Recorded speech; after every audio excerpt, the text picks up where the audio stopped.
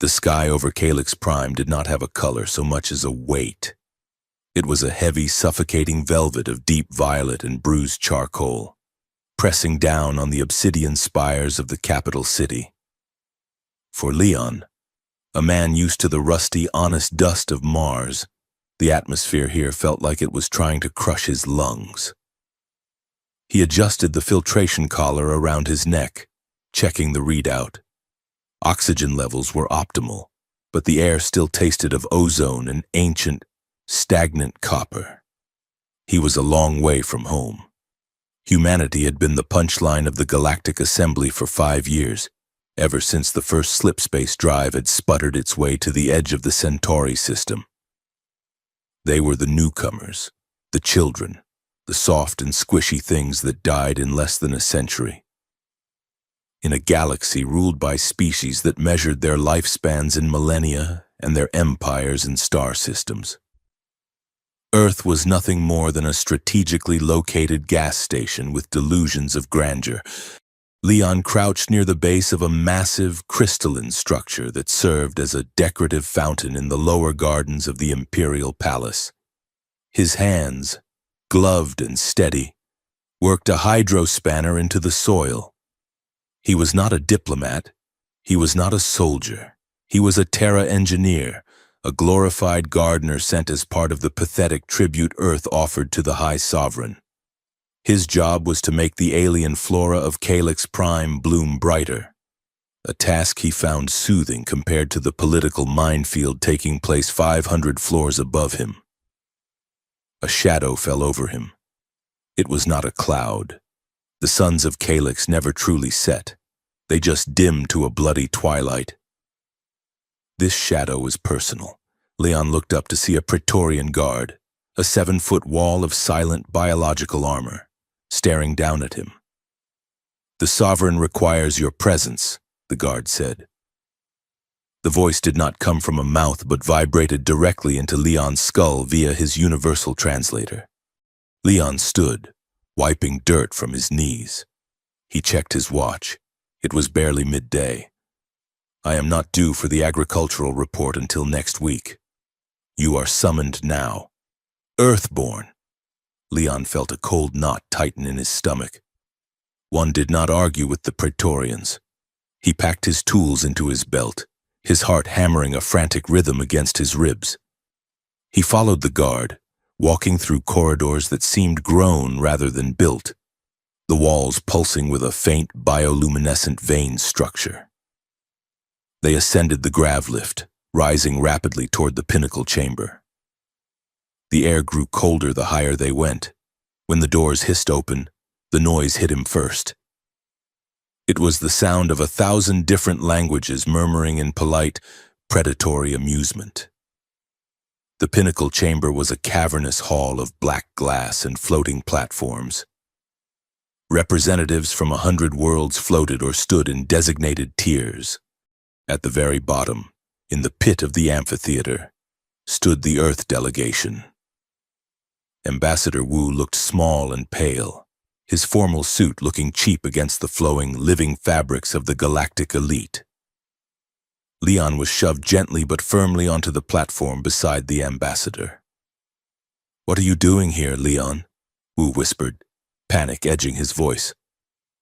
"I have no idea," Leon whispered back. Silence fell across the chamber like a guillotine blade. The murmuring ceased instantly. High above them, on a throne carved from a single suspended meteorite, sat High Sovereign Kalen. He was beautiful in a way that made Leon's eyes ache. His skin was the color of moonlight on snow, his hair a cascade of silver, and his eyes were burning crimson voids. He was a pure-blood vampire, an apex predator of the highest order, ruler of the Bloodkin Alliance. He leaned forward, a smile playing on his lips that did not reach his eyes. "We have gathered today to honor the newest addition to our glorious assembly." The Sovereign's voice boomed, echoing without the need for amplification. "The humans. They are fragile, short-lived, but they try so very hard." Laughter rippled through the hall. It was a cruel, tittering sound. Ambassador Wu straightened his back, trying to maintain dignity. We are honored to serve, Your Eminence. Serve, the sovereign mused. Yes, you offer us grain and water. You offer us labor. But today, I wish to offer you a gift in return, a gesture of my generosity, to cement the bond between the bloodkin and the children of Earth. The sovereign raised a hand. A section of the floor near the throne split open, and a containment field rose, humming with violet energy. Inside the field stood two figures. The entire hall gasped. Even the stoic praetorians shifted. Leon felt the breath leave his body. They were female, or at least the feminine ideal of the bloodkin species. They were undeniably sisters, sharing the same sharp aristocratic bone structure and the same predatory grace. But they were as different as night and fire. The one on the left stood tall and rigid.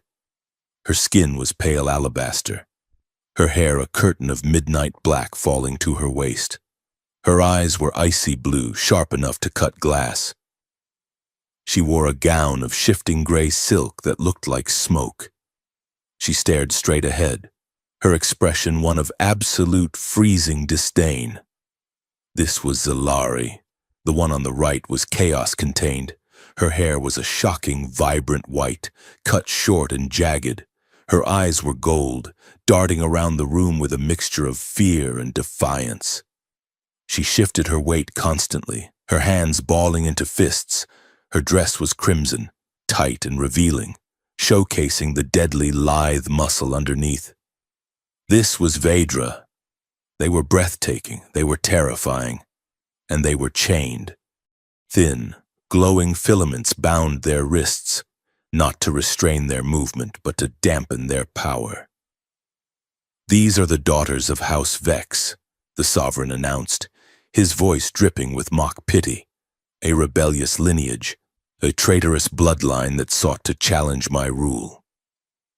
By law, they should be drained and dusted. Leon saw Zalari flinch, just a fraction of an inch. But, the sovereign continued, his red eyes locking onto Leon, I am a merciful ruler, and I believe in recycling. These creatures are dangerous, yes, violent, haughty. But perhaps they simply need the right handler. The Emperor pointed a long, clawed finger directly at Leon. You, the gardener. Leon froze. Me? Yes. You possess a certain rustic patience. I will give them to you. The hall erupted. It was not applause. It was shock, followed immediately by raucous, howling laughter. It was the ultimate insult. Two high-born princesses, members of the apex species, gifted as concubines to a human laborer, a dirt digger. It was a joke so cruel it took Leon a moment to process the reality of it. Ambassador Wu stepped forward, trembling. Your Eminence, surely accept the gift, human, or I will have them executed where they stand, the sovereign said, his voice dropping to a lethal whisper. And I will have you watch. Leon looked at the sisters. Zalari was looking at him now. Her gaze was not pleading. It was filled with a profound ancient hatred. She looked at him as if he were a cockroach she was being forced to touch.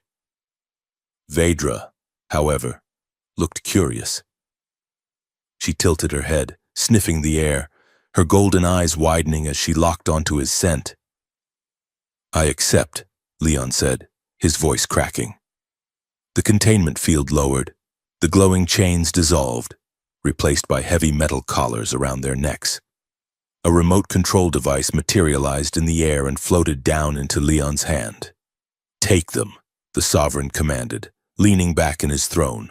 Break them, breed them, or let them eat you. I don't care. They are Earth's problem now. The ride back to Leon's quarters was excruciating. He had been assigned a transport pod, a small, sterile bubble that glided along the magnetic rails of the city. The interior was cramped. Leon sat on one side, clutching the remote control device as if it were a live grenade. Zalari and Vedra sat opposite him. The silence was thick enough to choke on. Leon could smell them. They smelled like winter air and crushed flower petals, an intoxicating, terrifying scent. "So," Zalari said. Her voice was low, melodic, and dripped with venom. "You are the Terra engineer." Leon nodded, swallowing hard. "Yes." "Leon, my name is Leon. I do not care for your name. Mudborn," Zalari replied, turning her face to the window. Vedra leaned forward. She was uncomfortably close. Her golden eyes traced the line of his jugular vein. "You smell different," she whispered. "Not like the others. You smell salty, like the ocean." Leon pressed his back against the seat. "Please don't sniff me." Vedra giggled. It was a dark, disjointed sound. "He is afraid. Zalari, look at his pulse. It is fluttering like a dying bird. Leave him be." "Vedra," Zalari commanded, though she did not look away from the window. "Do not play with the food before we have decided how to dispose of it." "Dispose of me?" Leon asked, a spark of indignation breaking through his fear. "I just saved your lives back there." Zalari turned slowly, her blue eyes boring into his. "You accepted a transfer of property.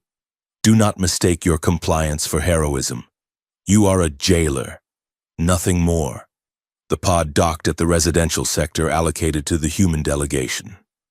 It was a stark, utilitarian block, a sharp contrast to the crystal palaces of the upper city. Leon ushered them out, feeling the eyes of other humans and passing aliens on them.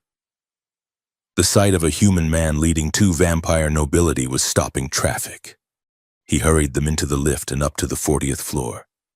His quarters were small, a living area, a kitchenette, a single bedroom, and a small bathroom.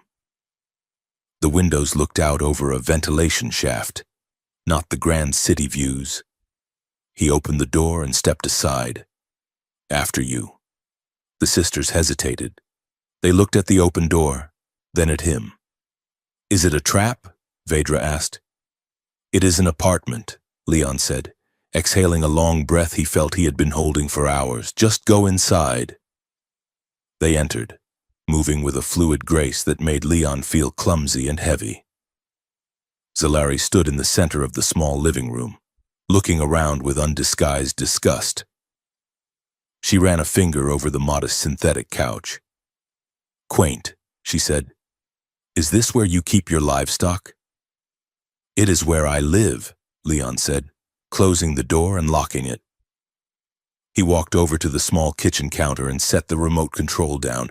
Then, he did something unthinkable. He picked up a heavy wrench from his toolbox and smashed the remote into a dozen sparkling pieces.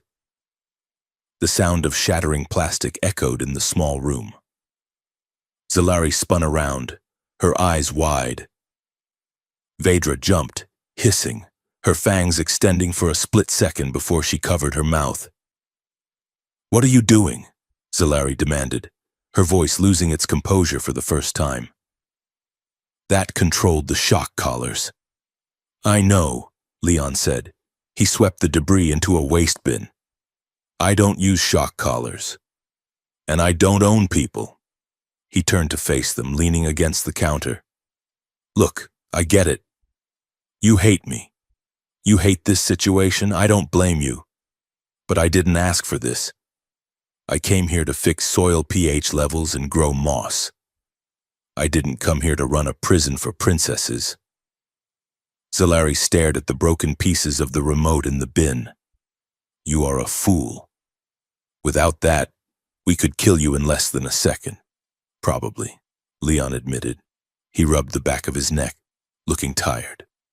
"But if you kill me, the Praetorians will sense my bio-sign flatline and they will be here in 2 minutes. And then you really will be dusted. So, we are stuck together." He opened the cooling unit. "I have water. I have synthesized protein paste, and I think I have some dried fruit from Earth. Peaches. You want a peach? Vedra blinked, her head tilting to the side like a confused avian. You are offering us fruit? Leon shrugged. I don't know what you eat. I assume blood is on the menu. But I am fresh out of volunteers, and I am using mine. So, peaches it is. He tossed a bag of dried fruit onto the table. Zalari did not move. Her mind was racing, calculating angles, looking for the deception. No one in the Empire showed kindness without a price. Weakness was a capital offense in their culture. This human was either incredibly stupid or playing a very deep game. Sit down, Leon said, gesturing to the couch. Please, you have been standing in chains for hours. Hesitantly. Vedra sat. She perched on the edge of the cushion, testing its softness. Then she bounced once. It is soft, she murmured. Zalari remained standing, her arms crossed. I will not sit. I will not accept your charity. Fine, Leon said. Stand. But I am making tea. He turned back to the kitchenette. His hands were shaking slightly. The adrenaline was wearing off, leaving him exhausted. He grabbed a ceramic mug from the shelf. It was a cheap thing, chipped at the rim, with a picture of Mars Colony 1 on the side. As he reached for the kettle, his hand spasmed. The stress of the day caught up with him. The mug slipped from his fingers. He reacted instinctively, trying to catch it. His hand clamped down, but he caught it against the edge of the metal counter. The ceramic shattered. Damn it, Leon hissed. A jagged shard of ceramic had sliced deep into the palm of his hand. Bright red blood welled up instantly, dripping onto the floor. The reaction in the room was instantaneous. Vedra was there before Leon could even blink. She moved like a blur of crimson and white. One moment she was on the couch, the next she was gripping Leon's wrist. Her eyes were entirely black now, the gold iris swallowed by the pupil. Her nostrils flared. Vedra! No! Zalari shouted, stepping forward. But the younger sister was too fast, too driven by hunger and instinct. She didn't bite. She didn't attack. She simply lowered her head and ran her tongue over the open wound on Leon's palm. Leon flinched, expecting pain, expecting teeth. But her tongue was cool, soft, and incredibly soothing. Then, the screaming started. Vedra let go of his hand as if she had been burned. She stumbled back, clutching her throat. She fell to her knees, gagging, her body convulsing. "It burns!" she screamed, her voice distorted and guttural. "It burns like sunfire." Leon ignored his bleeding hand. He dropped to his knees beside her. "Vedra, what's wrong?" Zalari was there too, pushing Leon aside, though with less force than he expected. "What did you do to her?" she hissed, her hands hovering over her sister. "Did you poison your blood? Are you toxic?" "No!" Leon shouted. "I'm just human. I don't know what's happening." Vedra was writhing on the floor, clawing at the carpet. Her veins were glowing visibly beneath her skin, a bright, angry gold instead of the usual pale blue. She gasped, arching her back. "Water!" Leon scrambled up, running to the sink. He filled a glass and rushed back. He knelt, supporting Vedra's head. "Drink. Come on, drink." He brought the glass to her lips. She drank greedily, choking and spluttering. Leon didn't pull away. He used his uninjured hand to stroke her hair, a gesture of pure, unconscious comfort. "It's okay," he whispered. "Just breathe." "You're okay." Zalari watched. She watched the human, the low-tier, mud-born laborer, cradling her sister, a predator who could tear his throat out, with genuine concern. He wasn't looking at Vedra with lust or fear. He was looking at her with compassion. He was bleeding onto his own carpet, ignoring his own pain to soothe the monster. Vedra's convulsions slowed. She went limp in Leon's arms, her breathing ragged. She opened her eyes. The black had receded, leaving the gold irises bright and swirling with confusion. It didn't taste like food, she whispered, her voice hoarse. What did it taste like? Solari asked, her voice quiet. Vedra looked up at Leon, her gaze locking onto his face, and it tasted like life. Too much life. It was overwhelming. Leon looked at his hand. The cut had stopped bleeding. In fact, it looked like it had already begun to close, the skin knitting together where Vedra's saliva had touched it. I'm sorry, Vedra said softly. I lost control. Don't apologize, Leon said, helping her sit up. I dropped the mug. My fault. He looked at Zalari. Help me get her to the couch. For a moment, Zalari hesitated. Then slowly, she nodded. Together, they lifted Vedra and settled her onto the cushions. Leon went to the bathroom and returned with a med kit. He bandaged his hand quickly, then checked Vedra's temperature with a scanner. She's running hot, Leon said. Her metabolism is spiking, but she seems stable. Zalari stood by the window, watching him. Her cold mask had cracked. There was something new in her eyes. Confusion, yes, suspicion, certainly, but also a strange, dawning curiosity. Why didn't you strike her? Zalari asked. She attacked you, she tasted you, in the palace. She would have been whipped for such a breach of protocol. She didn't attack me, Leon said, packing the kit away. She reacted. She was hungry, and I was bleeding. It was an accident. He stood up and looked at them both. Look, we are all tired. The bedroom is yours. There is one bed, but it is big enough for two. I'll take the couch. You will give us your bed? Zalari asked, incredulous. I am not sleeping in the same room as two vampires who might have an allergic reaction to my blood, Leon said with a tired smile. I value my neck. Lock the door if it makes you feel safer.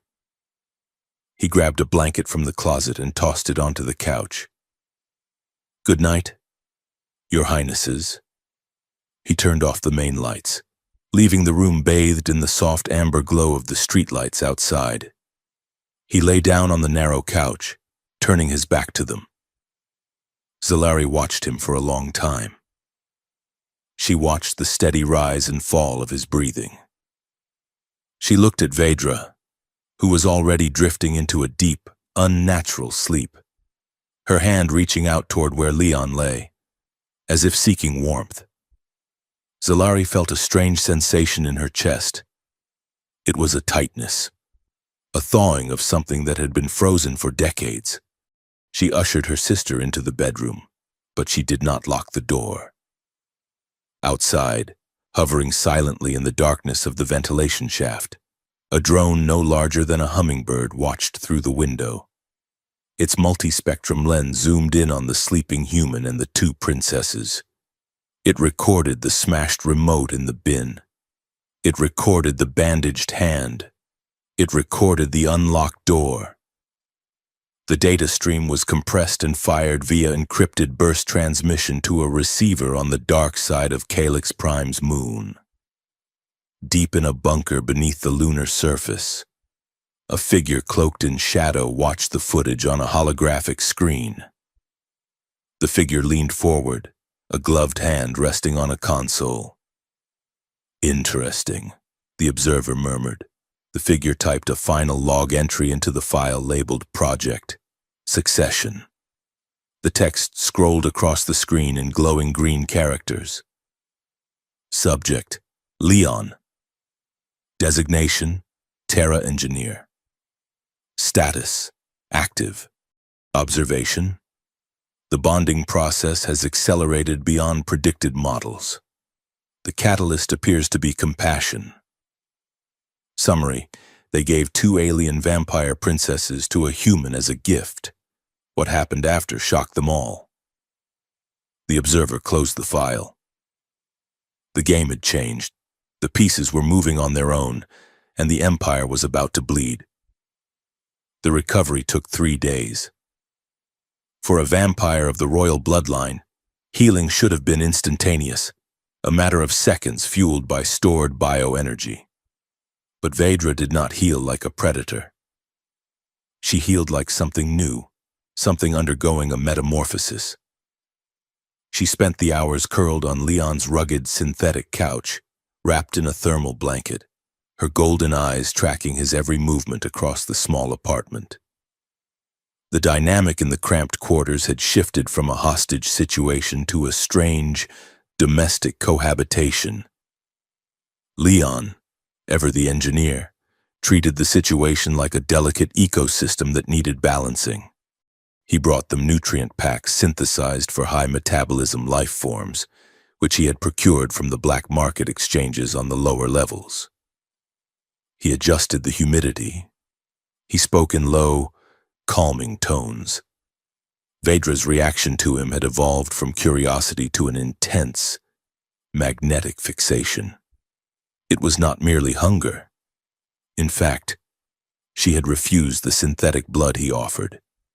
Instead, she craved proximity.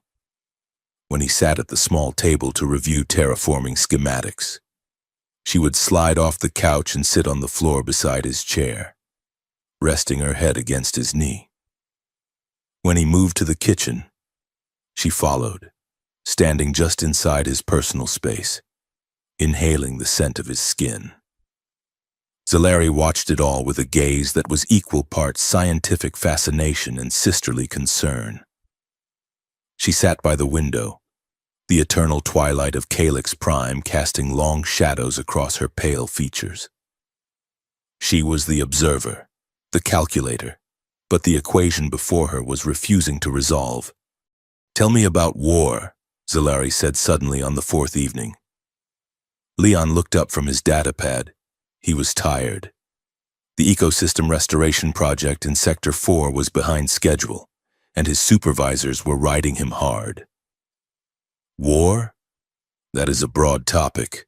You humans are famous for it," Zalari said, turning to face him. She moved with a liquid grace that made the air seem to bend around her. "The Galactic Assembly considers Earth primitive because you spent 5,000 years killing each other over dirt and gods before you ever looked up at the stars." "Why?" Leon rubbed his eyes. "Because we are flawed, because we are scared. Usually we fight because we want to protect what is ours." "Protect," Zalari tested the word, rolling it around her mouth like a foreign coin. "The bloodkin do not protect. We conquer, we expand, we feed. The concept of sacrifice for the lesser is alien." She walked over to the table, her fingers trailing along the edge. She looked down at the schematics, complex diagrams of atmospheric scrubbers and soil enrichment algorithms. "Why do you do this?" she asked, tapping the screen. "You fix dead worlds. You breathe life into dust. It is a god's work, done by a man with calloused hands." "I fix things because broken things bother me," Leon said simply. Zalari narrowed her eyes. She leaned in, her face inches from his. Her scent was cold flowers and rain. "There is more. I can hear your heartbeat, Leon. It skips when you talk about fixing things. It stutters with a phantom pain. Who did you fail to fix?" The question hung in the air, heavy and suffocating. Leon stiffened. He looked at Vedra, who was watching him with wide, empathetic eyes. Then back to Zalari. "Her name was Elena," Leon said, his voice rough. Zalari did not pull away. "Tell me." "She was a geologist. We were on Mars, during the early colonization phase. The atmosphere was still too thin, the storms violent. We were caught in a pressure breach in Habitation Unit 3. Leon stared at his hands, seeing not the datapad, but the red dust and the flashing warning lights of a decade ago. The airlock jammed. It was a mechanical failure. I was an engineer. It was my job to keep the seals tight. And? Zalari pressed, her voice dropping to a whisper. I fixed the outer door, Leon said, the memory clawing at his throat. But to do it, I had to seal the inner chamber. She was on the other side. I had to lock her in to save the rest of the colony from decompression. I listened to her suffocate while I welded the plate shut. The silence that followed was absolute. Vedra let out a soft, pained sound and pressed her face harder against his knee. Zalari, however, did not move. She stared at him, searching for the deception, the weakness. She found only a raw, gaping wound in his soul that had never truly healed. You carry a great darkness, earthborn, Zalari murmured. It is delicious and terrible. She straightened up, looking away. In the Empire, if a mate dies, we simply take another. We live for thousands of years. Grief is a blink of an eye. But you hold on to it. You make it a part of your structure. It reminds me why I do the work, Leon said, turning off the data pad. I make sure the air stays in. I make sure things grow. So no one else has to make that choice. Zalari looked at him then, and for the first time, the icy superiority in her eyes cracked. She looked at him not as a pet or a momentary amusement, but as a creature of immense, terrifying depth. She placed a hand over her chest.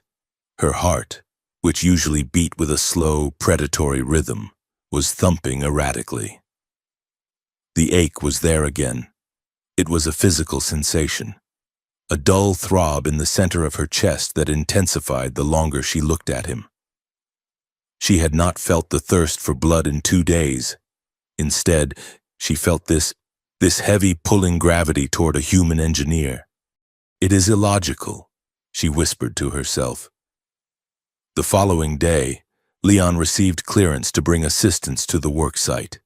He didn't trust leaving them alone in the apartment, not with the feeling of being watched that made the hair on his arms stand up. He listed them as specialist consultants on the manifest, a clerical lie that the board bureaucracy of Calyx Prime didn't bother to check. The work site was the Celestial Arboretum, a massive zero-gravity biodome floating in the upper atmosphere of the planet. It was a sphere of glass and steel 3 miles wide, designed to preserve rare flora from conquered worlds. As the transport shuttle docked, Leon handed them magnetic boots. Gravity is null in the central chamber, he explained. These will keep you anchored to the walkways, unless you want to float. I prefer to float, Vedra said, a playful grin returning to her face. They entered the dome, and even the princesses were silenced by the view. Without gravity, the plants did not grow up. They grew out in every direction. Massive vines the size of starships coiled through the air like green serpents. Flowers the size of houses bloomed in midair, their roots drinking from floating spheres of nutrient water. It was a chaotic, verdant explosion of life. Leon got to work calibrating a series of atmospheric misters near a cluster of glowing blue orchids. He worked with efficient, practiced movements. Zalari floated nearby, anchoring herself with one hand on a railing, watching him work. She found the dexterity of his hands fascinating. Vedra, however, was unable to stay still. She pushed off the walkway, drifting into the center of the orchid cluster. She laughed, a sound like silver bells as she spun in the weightless air. "Leon, look," she called out. Leon looked up, smiling despite himself. "Be careful. Vedra, some of those vines have thorns." She swam through the air toward him, her crimson dress floating around her like the petals of a poisonous flower. She stopped directly in front of him, hovering upside down so their faces were level. "You possess such beauty in your mind." "Leon," she whispered, her golden eyes swirling. This place, you help keep it alive. It's just plumbing and chemistry. Leon dismissed, checking a valve. No, she said. She reached out, taking his face in her hands. Her skin was cool, his was warm. The contrast sent a jolt of electricity through them both. It is life, and I want to taste it, before he could pull away. She leaned in and kissed him. It wasn't a human kiss. It was possessive, overwhelming, and terrifyingly intense. Her lips were soft, but he could feel the sharpness of her fangs against his lower lip. The sensation was like diving into a glacial lake, a shock of cold that burned. As she kissed him, her fang grazed his lip, just a scratch. A single drop of blood welled up. Vedra didn't pull back. She hummed against his mouth, her tongue catching the droplet. The reaction was instantaneous and violent. It wasn't like the sickness in the apartment. This time, the connection slammed into Leon's mind like a physical blow. He didn't just feel her lips, he felt her. He felt the ancient, cold solitude of her life in the palace. He felt the hunger that was not for food, but for connection. He felt a kaleidoscope of colors, violets, golds, and deep velvet blacks, exploding behind his eyelids. For Vedra, the drop of blood was a supernova. It wasn't sustenance, it was a soul bond. She saw his memories flash by, the red dust of Mars, the face of the woman he lost, the loneliness of his apartment. She felt his kindness, his stubborn refusal to break, his warmth. They broke apart, both gasping for air. They floated there in the zero-gravity silence, staring at each other. Leon's heart was hammering a frantic rhythm against his ribs. Vedra looked flushed, her pale skin glowing with a faint rosy hue. "What was that?" Leon whispered, touching his lip. "I don't know," Vedra breathed, her eyes wide and terrified. "But I want more." From the walkway, Zalari watched them. Her knuckles were white where she gripped the railing. A storm was brewing behind her icy blue eyes. It was not just jealousy, though that bitter flavor was certainly present. It was fear. The prophecy she had read in the archives, the one about the Sisters of the Blood and the Catalyst, was not a myth. It was happening, right here, in a garden of floating flowers. The tension in the apartment that night was thick enough to cut with a knife. Vedra was in a state of euphoric daze, humming to herself as she sat on the floor. Leon was pacing, trying to process the psychic feedback loop he had experienced in the dome.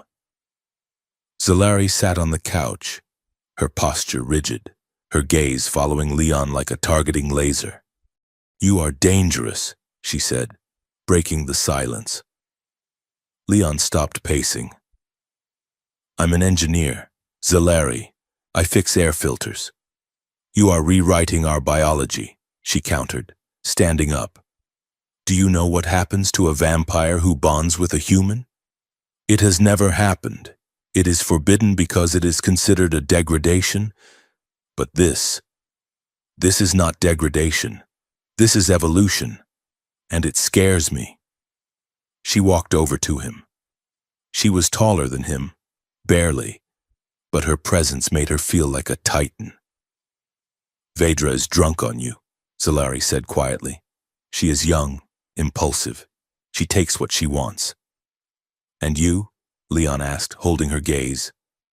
Zalari looked away, a flicker of vulnerability crossing her face. "I am cold. Leon, I have been cold for 300 years. The blood of my enemies does not warm me. The sons of Calyx do not warm me." She stepped closer. She reached out, her hand hovering over his chest, feeling the heat radiating from him. "Would you hold me?" she asked. The words seemed to cost her a great deal of pride. Leon looked at her. He saw the imperious princess, the killer, the predator. But he also saw a woman who was profoundly, achingly lonely. I'm not a heater, Leon said gently. No, Zalari whispered. You are a fire. He opened his arms. She stepped into them stiffly at first, her body rigid as a board. But as his arms closed around her back, pulling her against his chest, she let out a shuddering breath. She melted. Her head dropped onto his shoulder. She pressed herself against him, seeking every inch of contact. It was not sexual. It was desperate. It was two people on a life raft in the middle of a freezing ocean.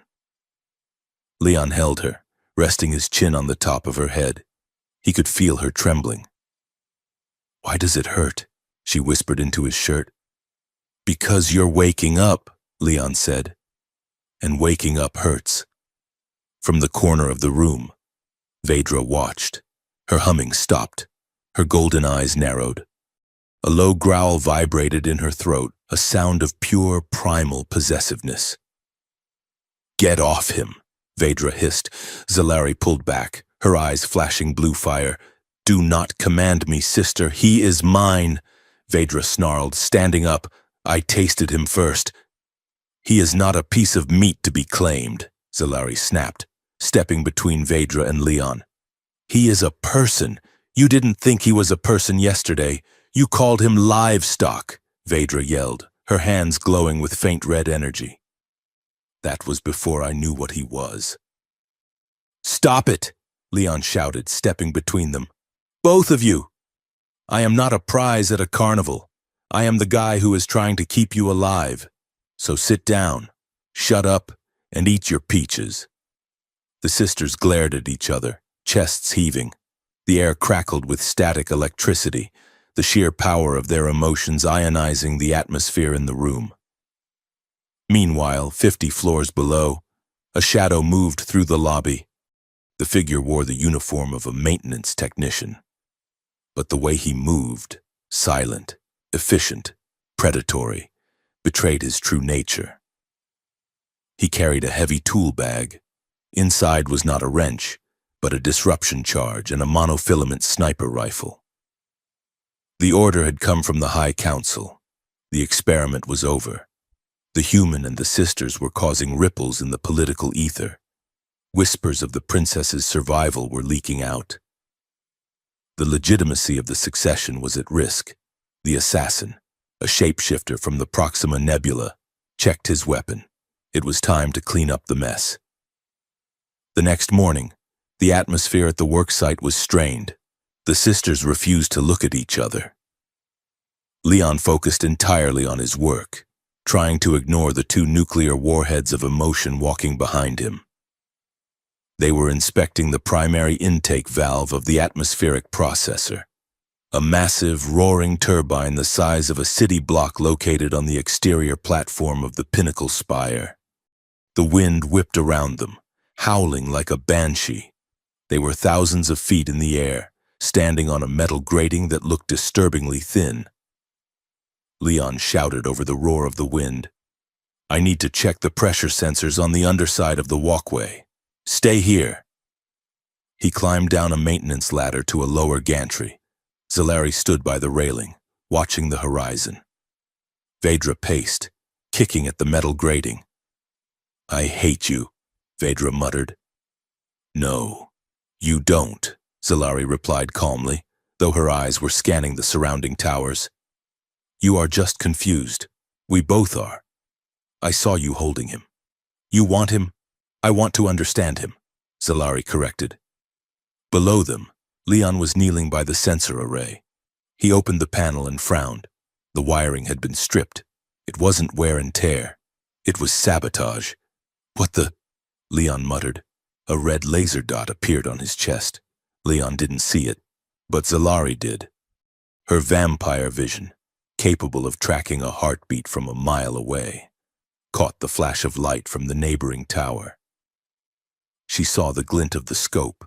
She saw the distortion in the air where the cloaked assassin lay in wait. Leon! Zalari screamed. She didn't think so. She didn't calculate. She moved. The assassin fired. The bullet was a hypervelocity slug designed to punch through tank armor. It was aimed directly at Leon's heart. Zalari vaulted over the railing, diving into the open air. She wasn't flying. She was falling with style and terrifying speed. She slammed into the gantry just as the bullet arrived. She didn't block it with her body. She blocked it with her rage. She threw her hand out, and a shockwave of translucent violet energy erupted from her palm. It was an ancient power, the blood singing that the royal family had supposedly lost generations ago. The energy field caught the bullet, disintegrating it into molten slag inches from Leon's face. The force of the blast shattered the gantry. The metal groaned and twisted. Leon was thrown backward, sliding toward the edge of the abyss. His hand scrambled for purchase on the slick metal. He slipped. "Leon!" Vedra shrieked from above. Leon fell. Zalari, still suspended in the air by the sheer force of her kinetic discharge, twisted her body. She reached out, her fingers clamping around Leon's wrist. Her other hand punched into the steel of the support beam, anchoring them. They dangled there, thousands of feet above the city. Zalari held Leon with one hand, her muscles straining, her eyes glowing with a blinding violet light. She looked up at the distant tower where the assassin was reloading. "No," she whispered. She focused on her will. She drew upon the energy of the blood in her veins, the ancient power of her ancestors, and the new, burning fire that Leon had ignited in her heart. She screamed, a sound that shattered windows in the adjacent buildings. She unleashed a bolt of pure kinetic force from her free hand. It crossed the gap between the towers in a heartbeat. The assassin's position exploded. Concrete, steel, and biological matter were vaporized in a purple flash. The threat was gone. Slowly, painfully, Zalari hauled Leon up. She tossed him onto the stable part of the platform, then collapsed beside him. The glow faded from her eyes. Her skin was gray. Blood trickled from her nose and ears. The use of such ancient power came with a terrible cost. Leon scrambled over to her, pulling her into his lap. "Zalari! Zalari! Stay with me!" Vedra dropped down from the upper level, landing lightly. She fell to her knees on the other side, grabbing Zalari's hand. "Sister." Zalari opened her eyes. They were dim, the blue ice melting into a hazy gray. She looked up at Leon, her hand reaching up to touch his face. Her fingers were trembling. She rasped, coughing. "Don't talk," Leon said, tearing a strip from his shirt to wipe the blood from her face. "We need to get you to a medic. I haven't felt pain." "In 400 years," Zalari whispered, a small, bloody smile touching her lips. "Why did you do that?" Leon asked, his voice breaking. "You could have died." Zalari's eyes drifted shut, her breathing shallow. "Because," she murmured, her voice barely audible over the wind, "I realized I would rather feel pain than feel nothing without you." She went limp in his arms. Leon looked at Vedra. The younger sister was crying, tears of blood streaking her pale face. "We have to go," Leon said, his voice hard, transformed by the adrenaline and the terror. "They know we're here. They tried to kill us." He picked Zalari up. She was surprisingly light. Vedra stood up, wiping the blood tears from her face. Her golden eyes hardened into coins of molten rage. "Where do we go?" "We disappear," Leon said, looking at the burning ruin of the assassin's nest across the chasm. "If they want a war, we'll give them a war. But first, we survive."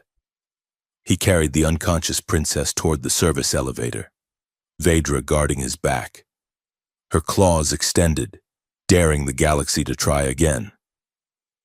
The diplomatic gift had just become a revolution in the making. The official statement released by the Imperial Press Office was a masterpiece of bureaucratic fiction.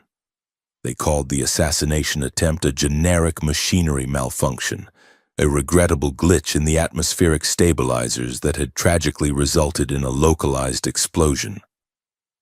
There was no mention of the sniper, no mention of the violet energy that had vaporized a city block, and certainly no mention of the fact that a human engineer had nearly plummeted to his death protecting a vampire princess. To the galaxy, it was a footnote. To Leon and the sisters, it was a warning shot. For their own safety, a phrase that tasted like ash in Leon's mouth, they were relocated immediately. The cramped apartment in the capital was abandoned, replaced by a secluded estate on the Azure Archipelago, a chain of tropical islands floating in the southern hemisphere of Calyx Prime. It was a gilded cage, surrounded by bioluminescent oceans and patrolled by the Sovereign's elite silent guard. The estate was a sprawling structure of white stone and open verandas, designed to let the eternal twilight breeze flow through every room. It was beautiful, it was quiet, and it was completely bugged. Leon found the first listening device inside a decorative vase within an hour of their arrival. He left it there. Destroying it would only tell their captors that the prisoners were getting smart. Life on the island settled into a strange, sun-drenched rhythm. The fear of immediate death had receded, replaced by a heavy, humid tension. They were alive, but for how long? Leon spent his mornings repairing the estate's neglected hydroponic gardens, his hands deep in alien soil, trying to ground himself. The sisters, however, were restless. They were predators in a petting zoo, yet as the days bled into weeks, something shifted. The isolation forced them together in ways the city never had. One evening, under the light of the twin moons, one silver, one a bruised purple, Leon found them on the main terrace. Music was playing from the house system, a slow, mournful cello piece from Earth that Leon had uploaded to the mainframe. Zalari stood by the railing, looking out at the phosphorescent waves crashing against the black rocks. Vedra was spinning slowly in the center of the terrace, her eyes closed, letting the music wash over her. "You listen to sad music, Earthborn," Zalari said without turning around. Her voice lacked its usual biting edge. It was softer, worn down by the salt air and the silence. "It helps me think," Leon said, wiping dirt from his hands on a rag. Vedra opened her eyes. The gold irises caught the moonlight. "Come dance with me, Leon." Leon hesitated. "I don't dance. My boots are heavy. Take them off," Vedra commanded, a playful smile tugging at her lips. Leon looked at them.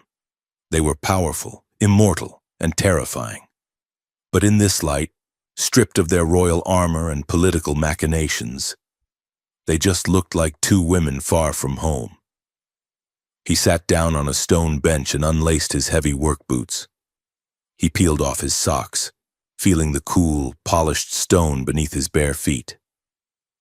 He stepped onto the terrace floor. Vedra moved to him instantly, her body heat radiating against his chest. She took his hand, placing her other hand on his shoulder. She led him into a slow, clumsy waltz. Zalari watched them, her expression unreadable. "You are stiff," Vedra whispered, leaning her head against his chest. "Relax. The music is water. Just float." Leon closed his eyes. He smelled the sea and the scent of night-blooming jasmine that clung to Vedra's hair. For a moment, the fear of the Empire, the memory of the sniper, the ghost of Elena, it all faded. There was just the music and the woman in his arms. Zalari stepped away from the railing. "May I?" Vedra pulled back, a flicker of possessiveness crossing her face. But she stepped aside. Zalari took Leon's hand. Her skin was cooler than her sister's, smooth as marble. She did not lean against him. She held herself with regal poise, maintaining a respectful distance, but her grip on his hand was firm. "You are surprised," Zalari said as they moved. "Do you dance?" "Yes. We were trained in all the courtly arts," she said quietly. "Dance, poetry, poison, assassination. They are all the same, really. They are all about rhythm and knowing when to strike." She looked up at him, her blue eyes searching his face. "You are a strange creature, Leon. You should hate us. We are monsters who feed on your kind. We are the daughters of the tyrant who enslaved your world's economy. Yet you plant flowers for us. You stand between us and bullets. Why?" Leon stopped moving. The music swelled around them. "Because I am tired of death," Leon said, his voice low. "I spent 10 years on Mars watching good people die for bad reasons. I lost my wife to a vacuum seal failure because a corporation wanted to save money on welding alloys. I felt my heart turn into a stone in my chest. I thought I would never feel anything again except anger." He looked from Zalari to Vedra. "But then I met you two. And you are arrogant and dangerous and impossible. But you are also alive. You burn so brightly. And when I am around you, the stone in my chest, it cracks, it hurts, but it beats. I didn't expect to feel desire again. I didn't expect to care. But I do." Zalari stared at him. Her lips parted slightly. The confession hung in the humid air, raw and exposed. "Desire?" she repeated, the word barely a whisper. Leon nodded. "It's messy. It's human. But it's there." Zalari stepped back, dropping his hand as if it burned her. She turned and walked swiftly back into the house, her gray silk dress trailing behind her like smoke. Vedra stayed, watching him with wide, luminous eyes, a mixture of triumph and terror on her face. The next afternoon, the heat was oppressive. The twin suns beat down on the Azure archipelago, turning the air into a shimmering haze. Leon was in the library, trying to decrypt a secured communications channel to Earth, when the door slid open. Vedra stood there. She was wearing nothing but a sheer robe of aquatic silk that clung to her damp skin. Her hair was wet, plastered to her skull. "Come with me," she said. It was not a request. She led him through the winding corridors to the lower levels of the estate, where the original builders had constructed a bathing chamber directly into the side of the cliff. The walls were made of reinforced coral glass, looking out directly into the underwater reef. Schools of neon fish swam past the windows, casting rippling, multicolored shadows across the room. The central pool was filled with steaming, mineral-rich water. Vedra dropped her robe and stepped into the water. She looked like a sea spirit, pale and ethereal against the dark blue of the ocean outside. She waded to the center of the pool and turned to him. "The water helps with the pain," she said softly. "Pain?" Leon asked, kneeling by the edge of the pool. "Are you hurt?" "The pain of changing," she said. She swam toward him, resting her arms on the tiled edge. "Every time I am near you, my blood burns amid his rewriting itself. I can feel it. Leon, the hunger is fading, replaced by this ache. This needs to be held, to be seen." She reached up, her wet hand cupping his cheek. "Join me." Leon looked at the water, then at her. The desire he had spoken of the night before was a roar in his ears now. He stripped down to his undergarments and lowered himself into the water. The heat was intense, seeping into his bones. Vedra moved to him instantly, straddling his lap, the water buoying her weight. She pressed her forehead against his. "I want to try something," she whispered. She kissed him. It was deeper than the kiss in the botanical dome. It was desperate, hungry, and terrifyingly vulnerable. Her hands clawed at his back, pulling him closer as if she wanted to merge their molecular structures. Leon kissed her back, his hands tangling in her wet hair, anchoring her. He felt her fangs extend, sharp points pressing against his lower lip. He didn't flinch. He opened his mouth, inviting danger. Vedra groaned, a sound of pure conflict. She grazed his tongue with hers, tasting him. But this time, she didn't draw blood. She simply tasted his essence, the life force that hummed beneath his skin. Suddenly, she stiffened. She pushed him away, splashing backward into the water. She scrambled to the far side of the pool, her chest heaving. Vedra? Leon reached out. No! She gasped, backing away until her back hit the glass wall. A shark swam past behind her, its silhouette framing her terror. What's wrong? I felt it, she stammered, looking at her hands. When I kissed you, I didn't want to take it. I wanted to give. She looked up at him, horror in her eyes. Vampires do not give. Leon, we take. We consume. That is our nature. If I start giving, if I start caring more about your life than my own, then I am no longer Vex. I am something else. Something weak. It's not weakness. Vedra, Leon said, wading toward her. It's love. Don't say that word, she screamed, the water boiling around her as her energy spiked. Love gets you killed in this empire. Love is a defect. She climbed out of the pool, snatching her robe. She didn't look back at him as she fled the room, leaving wet footprints on the stone and Leon standing alone in the steaming water, watching the fish swim by in their silent, simple world, while Vedra was having her crisis of identity in the bathing chamber. Zalari was conducting a surgery of a different kind. She had found the estate's central data core. It was hidden behind a false wall in the wine cellar, a relic from the previous owner, a disgraced Grand Duke who had specialized in blackmail. Zalari had spent 3 days bypassing the biometric locks, using a drop of her own royal blood to trick the gene scanners. Now, she sat in the cool darkness of the cellar, the blue light of the holographic terminal illuminating her face. She was reading the Imperial archives, specifically, the files that had been deleted from the public record.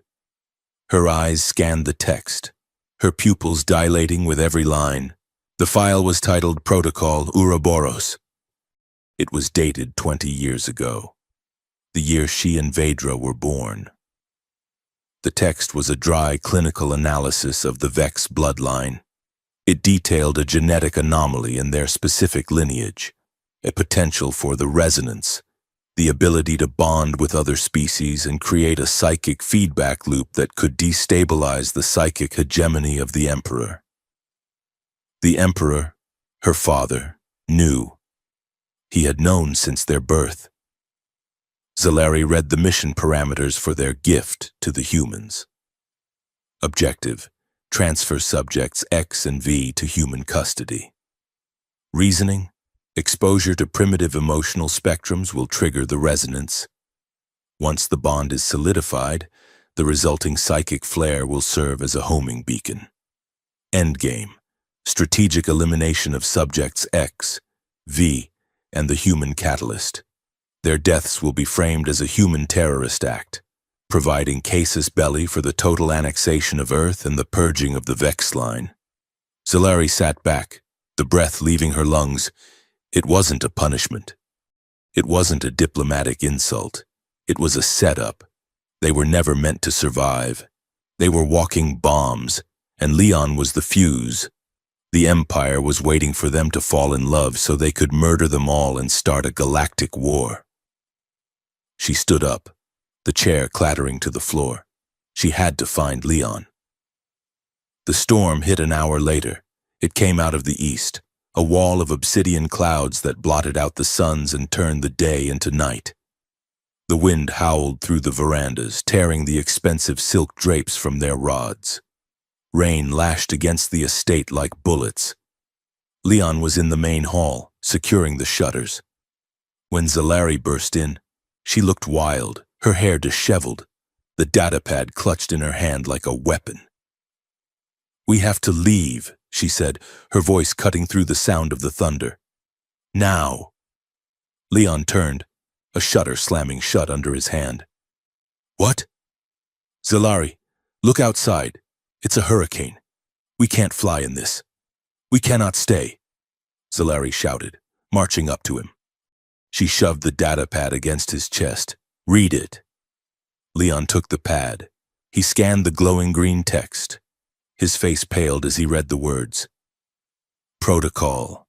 Ouroboros and total annexation of Earth." "They want us to bond," Leon whispered, looking up. "They want us to care about each other so they can kill us and blame my planet." "Yes," Zalari hissed. "We are the sacrifice, Leon. We are the lambs." Vedra entered the room then, wrapped in a dry tunic, looking pale and shaky. "What is happening? Why are you shouting?" Zalari turned to her sister. "Father is going to kill us. Vedra. He sent us here to die. He is waiting for the signal that we have bonded with Leon." Vedra stared at her. "Bonded. The resonance," Zalari said, pacing frantically. "The power I used to stop the bullet, that was the beginning. The way you felt in the pool, that is the progression. We are becoming something powerful, something that threatens him. So he is going to wipe us out before we fully wake up. We have to take the shuttle," Leon said, dropping the pad. "If we can get to the orbital relay, we can broadcast this. We can warn Earth." He ran to the window, wiping the condensation from the glass to look out at the landing pad. He froze. "Damn it," Leon cursed. "What?" Zalari was at his side in an instant. "Look, through the driving rain, they could see the landing pad. The shuttle was there, but it was surrounded. A dozen figures in black, matte armor stood in a perimeter, the silent guard. They weren't patrolling anymore. They were waiting. "They know," Zalari whispered. "They know I accessed the file." "We are trapped," Vedra said, her voice trembling. "We fight," Zalari said, her hands curling into fists, violet sparks dancing between her fingers. "We go out there and we kill them." "There are too many," Leon said, pulling her back from the window. "And they have disruption cannons. One hit and your nervous system fries. You can't fight a squad of silent guard head-on. So what do we do?" Zalari spun on him, her fear manifesting as anger. "Do we sit here and wait for the executioner? Do we let you die for a diplomatic lie?" Leon snapped. "We use this house. We use the storm. Use the storm?" Zalari laughed bitterly. "You are a gardener, Leon. You are not a general. You cannot engineer your way out of an assassination squad. I kept a colony alive on Mars for 10 years with nothing but duct tape and hope," Leon yelled back, his patience snapping. "I know how to survive. Why won't you trust me? Because everyone I have ever trusted has tried to kill me." Zalari screamed. Her control broke. The icy mask shattered completely. Tears welled in her eyes, hot and angry. "My father, my court, my entire world. Why should you be different? You are just a human. You are fragile and small, and you are going to die and leave me alone." The silence that followed was louder than the thunder. Leon looked at her. He saw the centuries of paranoia, the lifetime of looking over her shoulder, the sheer, crushing weight of being a royal weapon. He closed the distance between them. He didn't ask. He didn't hesitate. He grabbed her by the shoulders and pulled her to him. He kissed her. It wasn't like the kiss with Vedra. Vedra tasted like the sea and hunger. Zalari tasted like snow and iron. For a second, she was rigid, her body frozen in shock. She made a sound of protest against his mouth, her hands coming up to push him away. But Leon didn't let go. He kissed her with all the frustration, fear, and fierce protectiveness that had been building in him since the day he stood in the pinnacle chamber. He kissed her to shut her up, to ground her, to prove that he wasn't fragile. Zalari's resistance crumbled. It was a physical collapse. Her hands, which had been pushing against his chest, grabbed handfuls of his shirt. She pulled him closer, her mouth opening to him. She made a desperate, whimpering sound in her throat. The energy in the room shifted. The lights flickered. The static charge in the air grew heavy, smelling of ozone and ozone. Vedra watched them. She didn't intervene. She didn't get jealous. She felt it too. The resonance. It was completing the circuit. Leon pulled back, breathless. Zalari's eyes were wide, blown black, staring at him as if he had just rewritten the laws of physics. "Trust me," Leon whispered, his forehead resting against hers. "Because I am the only one who isn't trying to sell you or kill you." Zalari stammered. Her intellect, her tactical mind, it was all offline. All she could feel was the heat of his hands and the thundering of her own heart. "I trust you." Vedra stepped forward. She placed her hand on Leon's back and her other hand on Zalari's arm. The moment she made contact, the world vanished. It wasn't a vision, it was transportation. One moment they were standing in the storm-lashed living room of the island estate. The next, they were standing on a plain of white ash, under a sky burning with 3 red suns. They were still themselves, but they were not alone. Their minds had fused. Leon could feel Zalari's cold, sharp intellect analyzing the horizon. He could feel Vedra's fiery, emotional core burning like a furnace, and they could feel him, his steady, bedrock endurance. They looked down at their hands. They were glowing. Veins of gold light ran from Leon's chest into Zalari and Vedra, binding them together in a complex, luminous web. "Look!" Vedra's voice echoed in their collective mind. On the horizon, a massive structure was rising. It was a tower of black metal piercing the sky. At the top, the symbol of the Empire burned in green fire, but the tower was cracking. Vines, thick, green, terrestrial vines were growing out of the base, crushing the metal. They climbed higher and higher, strangling the fortress. And at the base of the tower stood 3 figures. A queen in gray, wielding a sword of violet light, a queen in red, wreathed in golden flame, and a man in the center, holding nothing but a seed in his hand. The vision shifted. They saw fleets burning in orbit. They saw slaves breaking their chains in the mines of the outer rim. They saw the Emperor screaming as his throne dissolved into dust. Then, the darkness came. They saw themselves running through forests, through crowded cities, through the void of space. They were hunted. Shadows with no faces pursued them. The feeling of dread was absolute. "You cannot run." A voice boomed from the sky, the Emperor's voice. "You are mine." Leon stepped forward in the dream. He looked up at the burning sky. "No," Leon said. His voice was not just his own. It was the voice of Mars, the voice of the storm. "We are not yours. We belong to no one." He crushed the seed in his hand. A blinding white light exploded from his fist, consuming the ash plain, the tower, and the red suns. They woke up on the floor of the living room. They were tangled together, a heap of limbs and heavy breathing.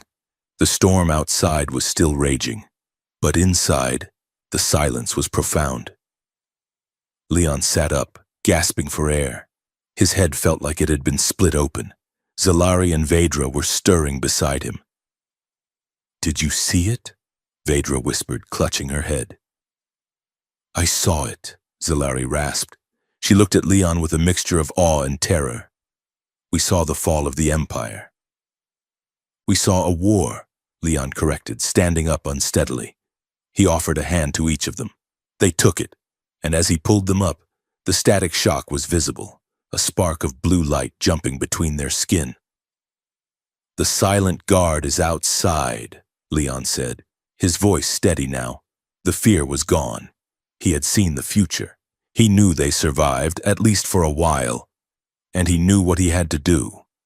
"We need to get to the basement," Leon said. "The basement?" Solari asked. "Why?" "Because," Leon said, walking toward the kitchen to grab a heavy flashlight. "There is a geothermal vent system that runs under the island. It connects to the old mining tunnels on the mainland. It's how the original smugglers got in and out." "How do you know that?" Phaedra asked. Leon looked back at them, a grim smile on his face. "Because the first thing I did when we got here was check the plumbing." He kicked the rug aside, revealing a hidden hatch in the floor. "We aren't flying out," Leon said, popping the latch. "We are going under." Solari looked at the hatch, then at Leon. She wiped the lipstick from her mouth, the memory of the kiss still burning on her lips. She adjusted her dress, the cold calculator returning to her eyes. But this time, it was tempered by a fire that would never go out. "Led the way, engineer," she said. They descended into the dark, just as the front doors of the estate exploded inward, blowing off their hinges under the force of a plasma ram. The silent guard stormed the room, weapons raised, seeking their targets. But the room was empty. The birds had flown, or rather, the roots had dug deep. The chase had begun. The escape from the Azure archipelago was not a graceful departure. It was a terrifying, screeching tear through the stratosphere in a stolen cargo hauler that smelled of wet dog and rusted iron. The vessel, a heavy-lifting transport Leon had hot-wired in the smugglers' tunnels, was built for hauling ore, not outrunning Imperial interceptors. Leon fought the controls, his knuckles white against the yoke. The ship shuddered violently as a plasma bolt clipped the starboard wing. "Hold on!" Leon shouted over the roaring of the engines. In the co-pilot seat, Solari was frantically tapping at the weapons console. "This tub has no shields," she yelled back. "And the only weapon is a mining laser with a range of 50 meters. "Use the cargo ejectors," Leon commanded. "What?" Phaedra cried from the navigator's station behind them. "Dump the hold," Leon roared. Solari didn't question him this time. She slammed her hand onto the manual release override. The rear bay doors blew open.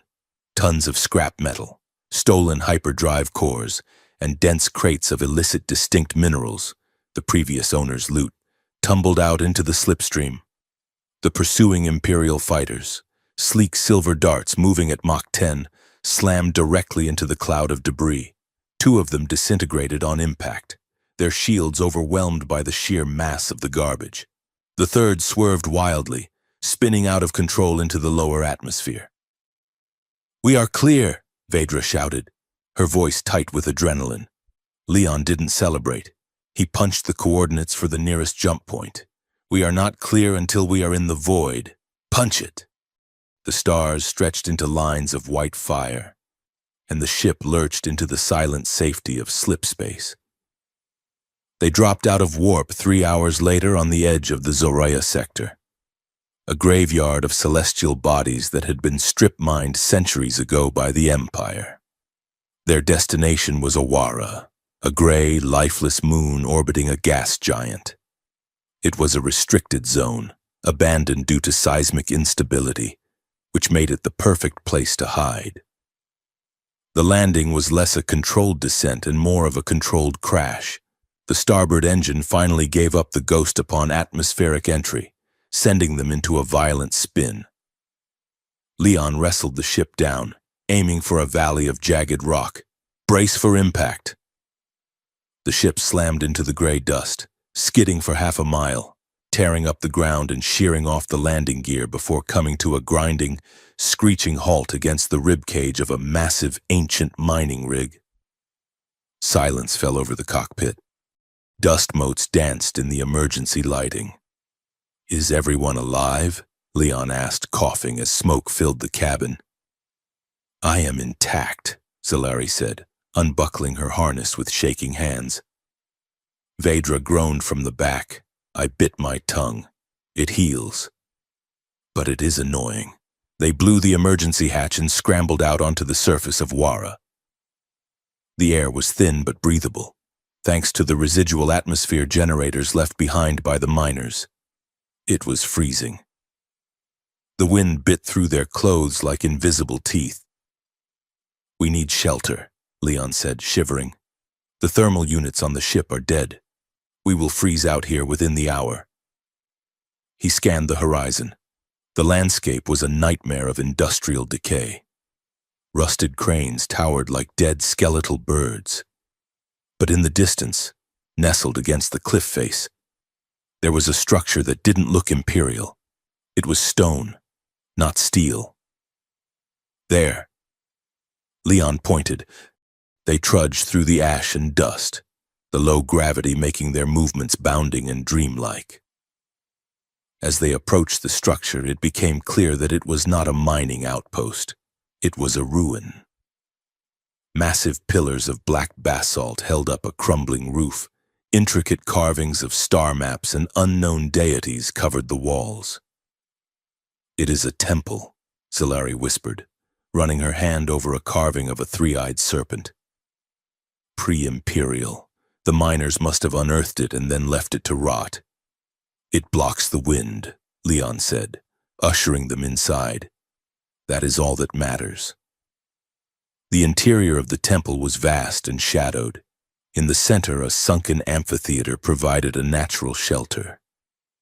Leon gathered some dry, petrified wood from the surrounding brush, likely planted by the miners long ago, and used a spark charge from his tool belt to start a fire. The flames crackled, casting long, dancing shadows against the ancient stone. Vedra sat by the fire, hugging her knees. Her golden eyes were dull, exhausted. I will take the first watch, she said quietly. I need to think. She stood up and walked to the entrance of the temple, sitting on a fallen pillar, staring out at the desolate gray wasteland. Leon and Zalari were left alone by the fire.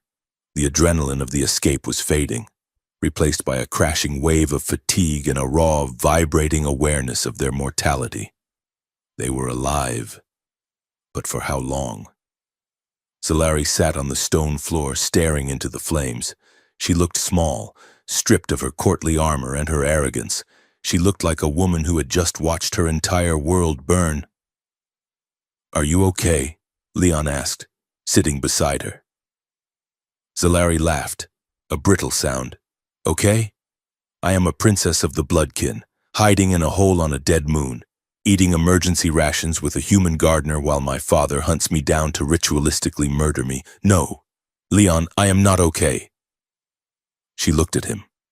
The firelight reflected in her blue eyes, turning them violet. I am terrified, she confessed, her voice barely a whisper. Not dying, but of this, of feeling. It is too much. It is like drowning. She reached out, her hand trembling, and touched his face. Her fingers traced the line of his jaw, the stubble on his cheek. You make me feel real, she said, and I hate you for it, and I need it. Leon caught her hand. He didn't speak. He just looked at her with that steady, unwavering gaze that had anchored her since the beginning. He leaned in. This time, there was no storm. There was no desperation to survive. There was only a gravitational pull that could not be denied. Zalari met him halfway. The kiss was slow, a soft collision of two worlds. But as it deepened, the dam broke. The fear, the anger, the adrenaline, it all transmuted into something hotter, something primal. Zalari pushed him back against the cold stone floor, straddling him, her hands tangling in his hair.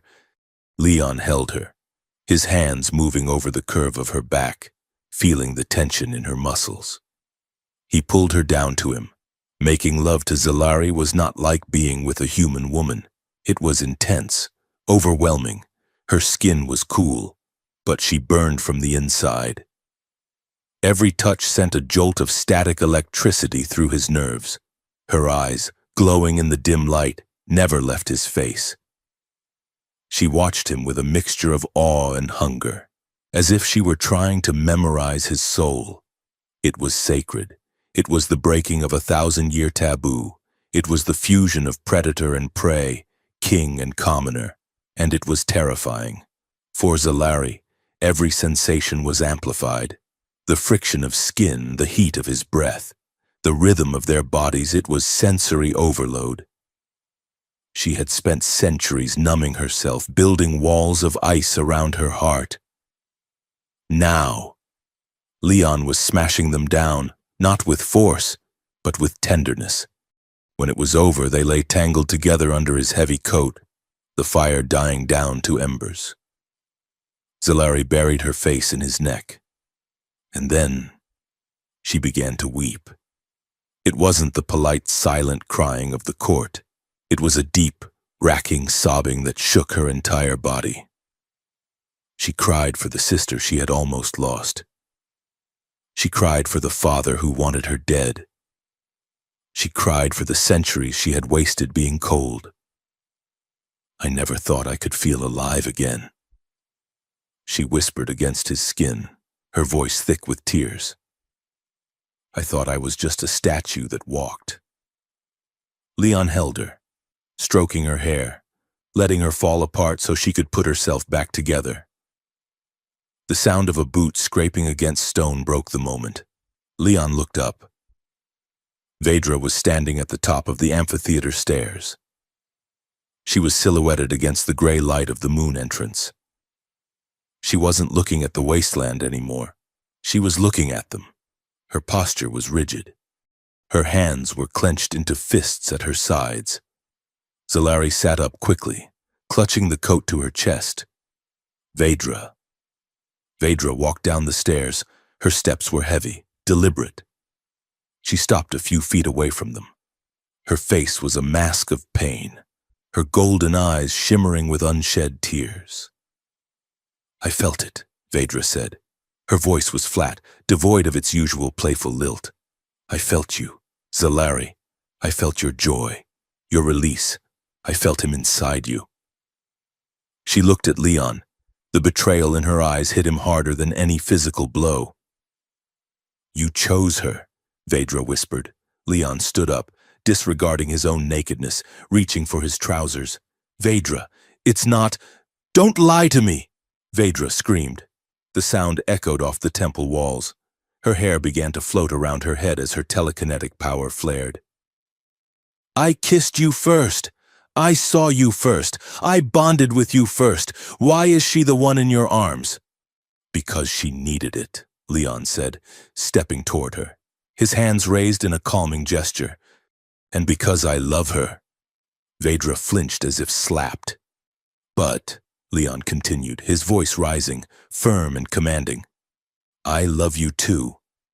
Vedra froze. What? Leon stopped in front of her. He reached out and took her clenched fists in his hands.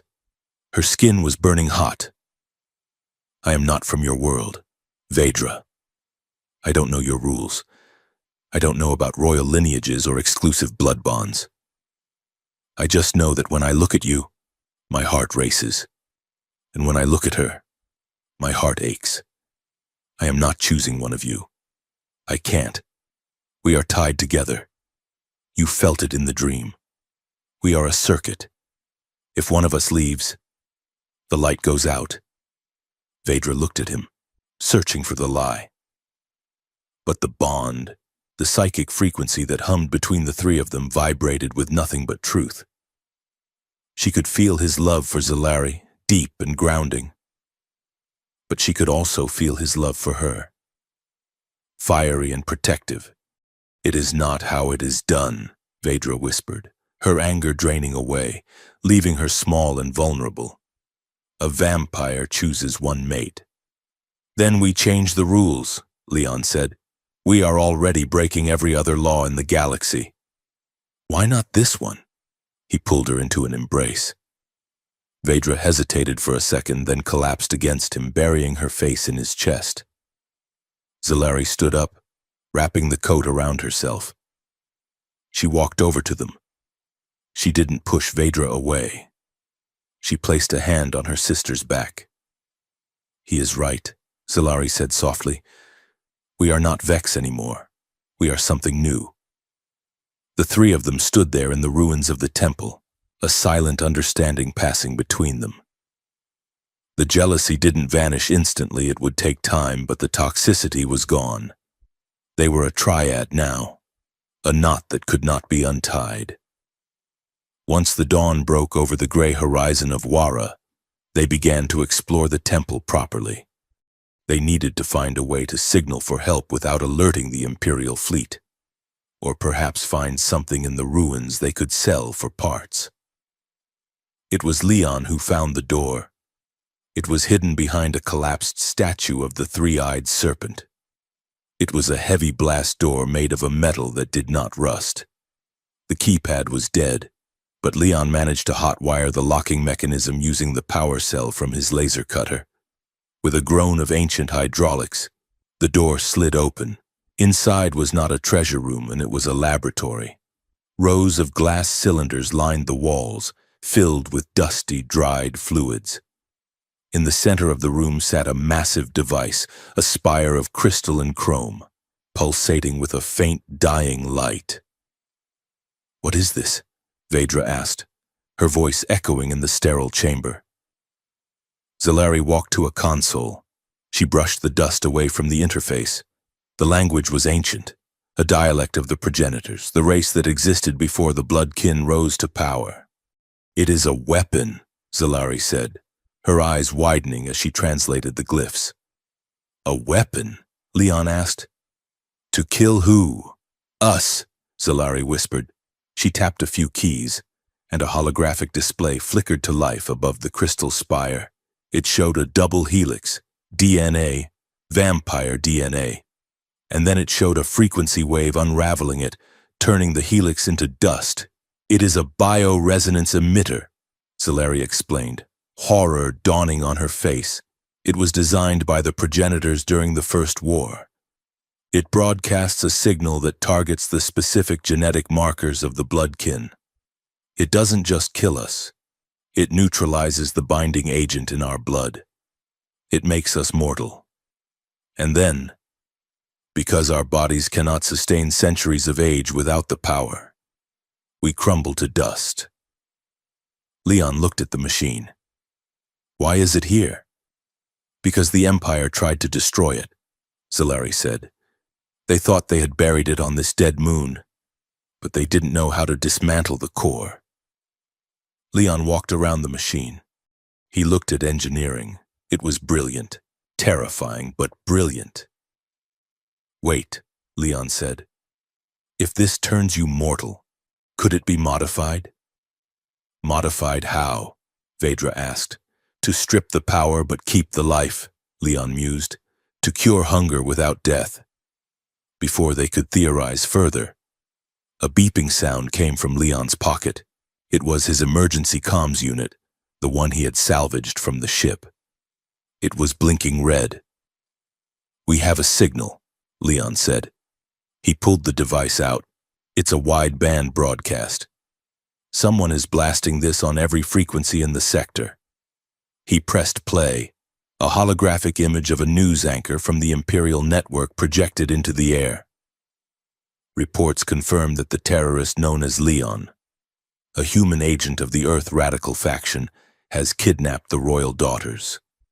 Intelligence suggests he is using mind control spores to coerce them. The High Sovereign has declared a bounty of 50 million credits for his head. Furthermore, until the princesses are returned, the Earth system is under total blockade. Any ship attempting to leave Earth's atmosphere will be vaporized. The Sovereign demands justice for his stolen children. The hologram flickered and died. "Kidnapped?" Vedra laughed bitterly. "Mind control spores? They are getting creative." "They are blaming Earth," Leon said, his face grim. "They are going to starve my planet to get to me." Zalari turned away from the console. She looked at the weapon, then at Leon. It is not just about you, Leon. It is about the prophecy. She walked to the center of the room. My father, the Emperor. He is not a true vampire. Not like us. What do you mean? Leon asked. Thousands of years ago, the Bloodkin were just a powerful species, Zalari explained. But Kalen, my father, wanted more. He found the sleeping god, a celestial entity trapped in the core of Calyx Prime. He drained its blood. That is how he became the sovereign. That is how he gained the power to command the stars. She looked at her hands. But the blood of a god is volatile. It requires balance. There was a prophecy written in God's tomb. When the blood of the void mixes with the blood of the dirt, the false king shall fall. She looked at Leon. The blood of the void is us, the Bloodkin. The blood of the dirt is you, a Terra engineer, a man of soil. Leon stared at her. You mean our bond? Our bond disrupts his connection to the god blood, Zalari said. That is why I could stop the bullet. That is why Vedra felt kindness. We are becoming the antithesis of his power. If we return to the capital, if we stand before him united, his power will fail. He knows this. That is why he wants us dead. So we have a choice, Leon said. He looked at the ancient weapon, then at the sisters. We can hide here, try to fix this ship, and run to the outer rim. We can live in hiding forever. Or, Vedra asked.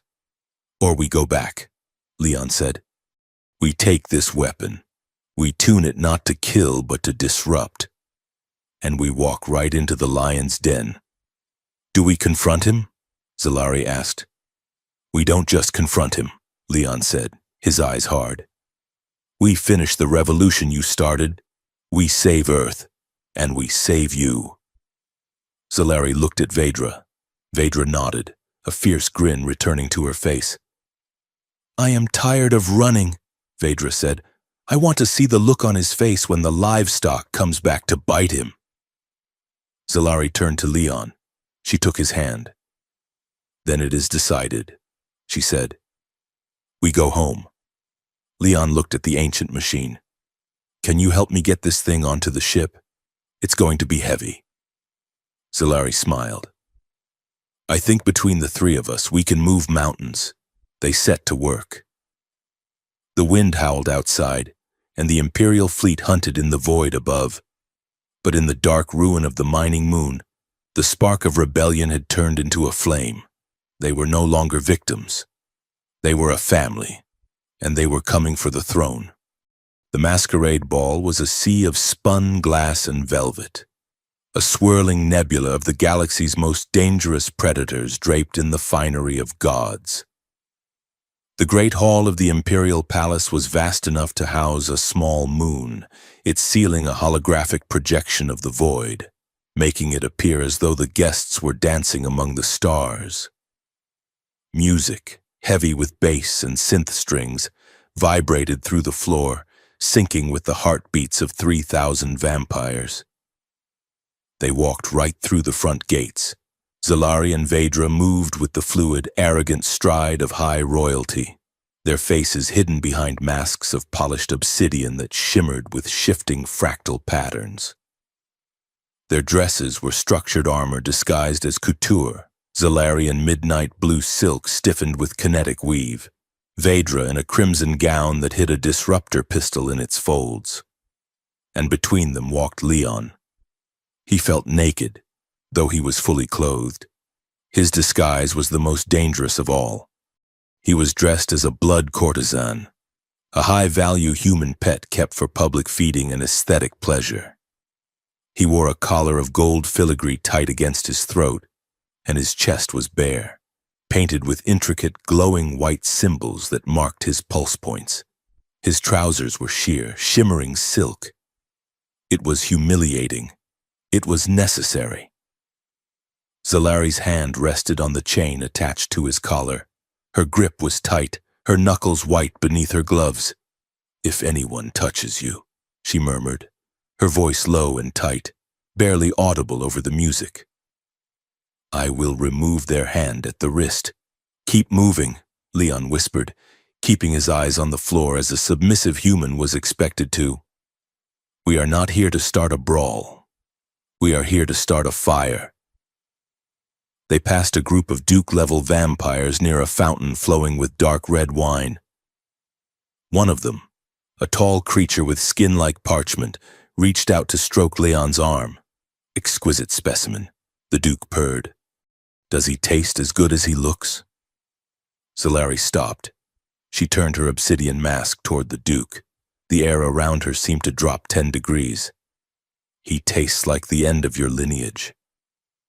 "Duke," she said, her voice dripping with a cold, venomous sweetness, "touch him. And I will ensure your house is nothing but a footnote in tomorrow's obituaries." The Duke recoiled, sensing the raw, lethal power rolling off her. He bowed hastily and retreated. Vedra, walking on Leon's other side, let out a low growl. I should have ripped his throat out. "Focus," Leon hissed. "Where is the contact?" "Sector 7, near the archives entrance," Zalari replied, pulling the chain gently to guide him. "Look for the blue sash."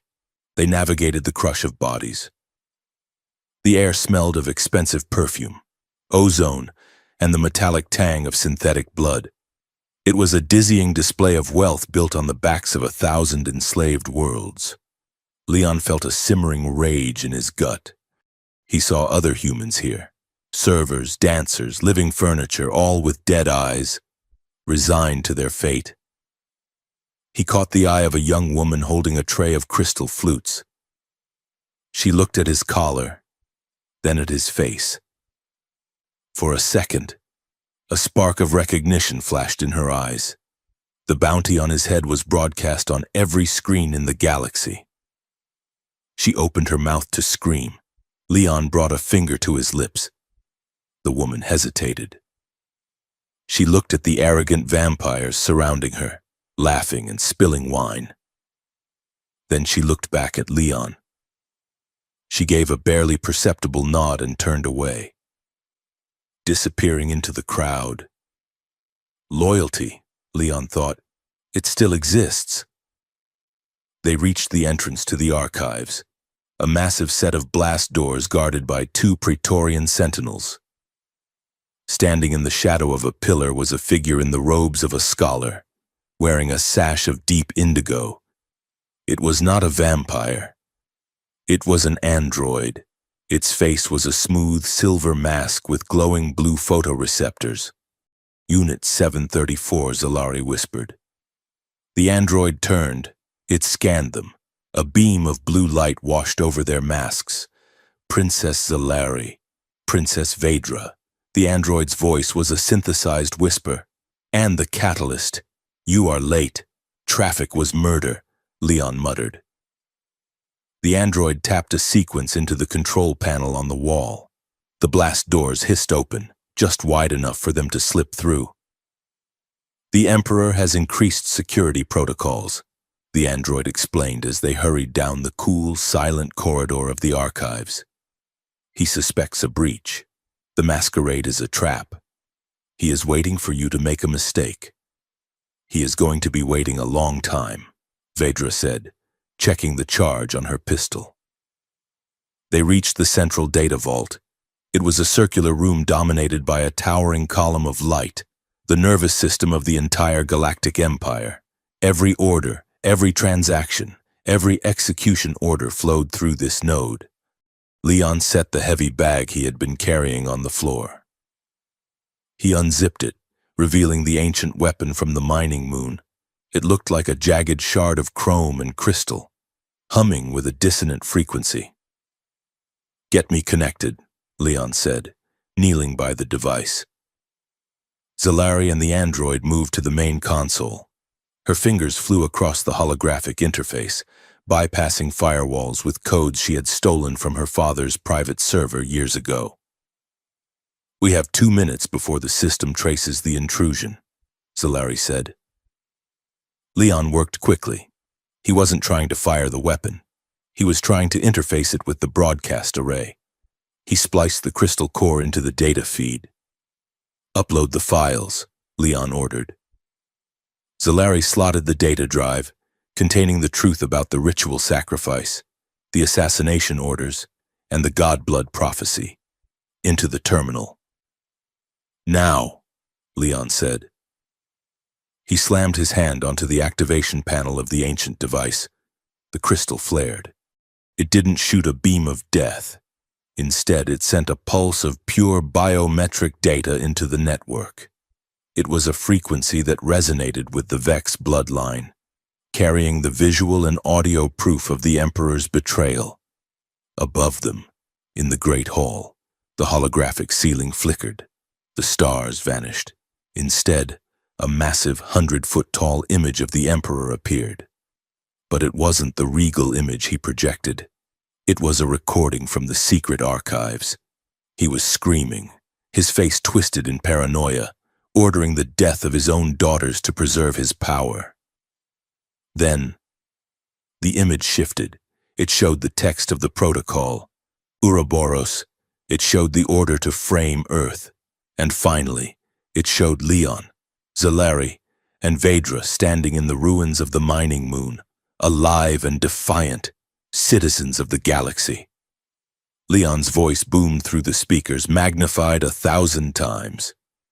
You are being ruled by a liar who feeds on his own children. The war with Earth is a distraction. The shortages are manufactured. It ends now. The silence in the ballroom was absolute.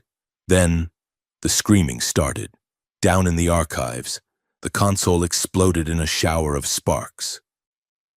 They found us, Zalari shouted, shielding her face. The blast doors at the end of the corridor blew inward. A squad of silent guard poured in, their armor matte black, their weapons raised. Run, Leon yelled. They sprinted through the labyrinth of data stacks. Laser fire sizzled through the air, melting the metal shelves. Vedra spun around, firing her disruptor pistol with deadly accuracy, dropping the lead guard. We need to get to the hangar, Zalari shouted. Aurelius said there is a shuttle in Bay 4. They rounded a corner and ran smack into a wall of Praetorians. These were the elite, 7-foot hulks with vibroblades. Leon skidded to a halt. Back! They were surrounded, the silent guard behind, the Praetorians in front. Vedra looked at Leon, then at Zalari. Her golden eyes were wild, burning with a terrifying resolve. Get the device to the ship, she said. What? Leon grabbed her arm. No, we stick together. There is no path, Vedra shouted. She shoved the heavy bag containing the crystal core into Leon's chest. Go, I will clear the way. Vedra! Zalari screamed. Vedra didn't listen. She stepped forward, her body beginning to glow with a blinding golden light. She tapped into the resonance, drawing on the bond she shared with Leon, but pushing it to a volatile extreme. She screamed, and a shockwave of telekinetic force exploded from her body. It was like a bomb going off. The Praetorians were blasted backward, their armor crumpling like foil. The ceiling buckled. Debris rained down, creating a barrier between Vedra and the others. Vedra! Leon yelled, coughing in the dust. Go! Her voice came from the other side of the rubble, strained and weak. Save the future, Leon! Zalari grabbed Leon's hand. Her face was a mask of anguish, but she pulled him. We have to go. If she did this, we cannot waste it. They ran. They scrambled through ventilation shafts and service tunnels, emerging finally into the chaos of the upper levels. The palace was a war zone. The broadcast had worked too well. Half the guests had turned on the guards, while the other half fought to defend the Emperor. They made it to the hangar, but they didn't leave. Leon stopped at the ramp of the shuttle. He looked at the monitor on the wall. It was showing a live feed from the sun chamber, the execution deck. Vedra was there. She was stripped of her finery, battered and bleeding, strapped to a golden grid suspended over a pit of white-hot energy. The Emperor stood before her, his face a rictus of fury. The traitor Vedra. The Emperor's voice thundered over the feed. Sentenced to immediate disintegration for high treason and patricide. Leon dropped the bag. I'm not leaving. Zalari looked at the screen. She wiped the soot from her face. Her blue eyes were dry, cold, and deadly. Neither am I. The doors to the sun chamber did not open. They melted off their hinges. Leon and Zalari stepped through the smoking ruin of the entrance. The room was a vast circular arena. In the center, Vedra hung limp in the energy field. The heat was intense, singing the hair on Leon's arms. The Emperor turned. He was a giant of a man, wearing armor made of woven starlight.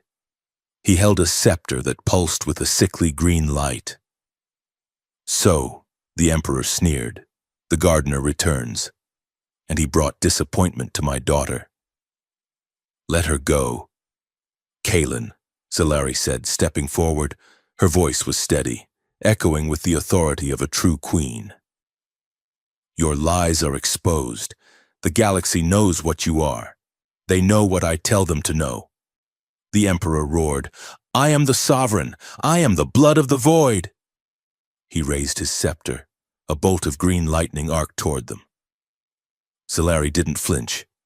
She raised her hand, and a shield of violet energy sprang up, absorbing the strike. But the impact drove her to her knees. She wasn't strong enough to hold him off for long. Leon saw the execution controls. They were on a pedestal behind the Emperor. He looked at Zalari. Keep him busy. Leon sprinted. He didn't run at the Emperor. He ran at the machine powering the disintegration grid. The Emperor saw him. Fool. He flicked his wrist, and Zalari was thrown across the room, smashing into a pillar. He turned his attention to Leon. You think you can stop this? Human. You are dust. You are nothing. Leon slid under a swing of the scepter, the energy crackling inches above his head. He scrambled up the dais. He reached the control panel, but it wasn't a button. It was a biometric lock. It required Vex blood to deactivate.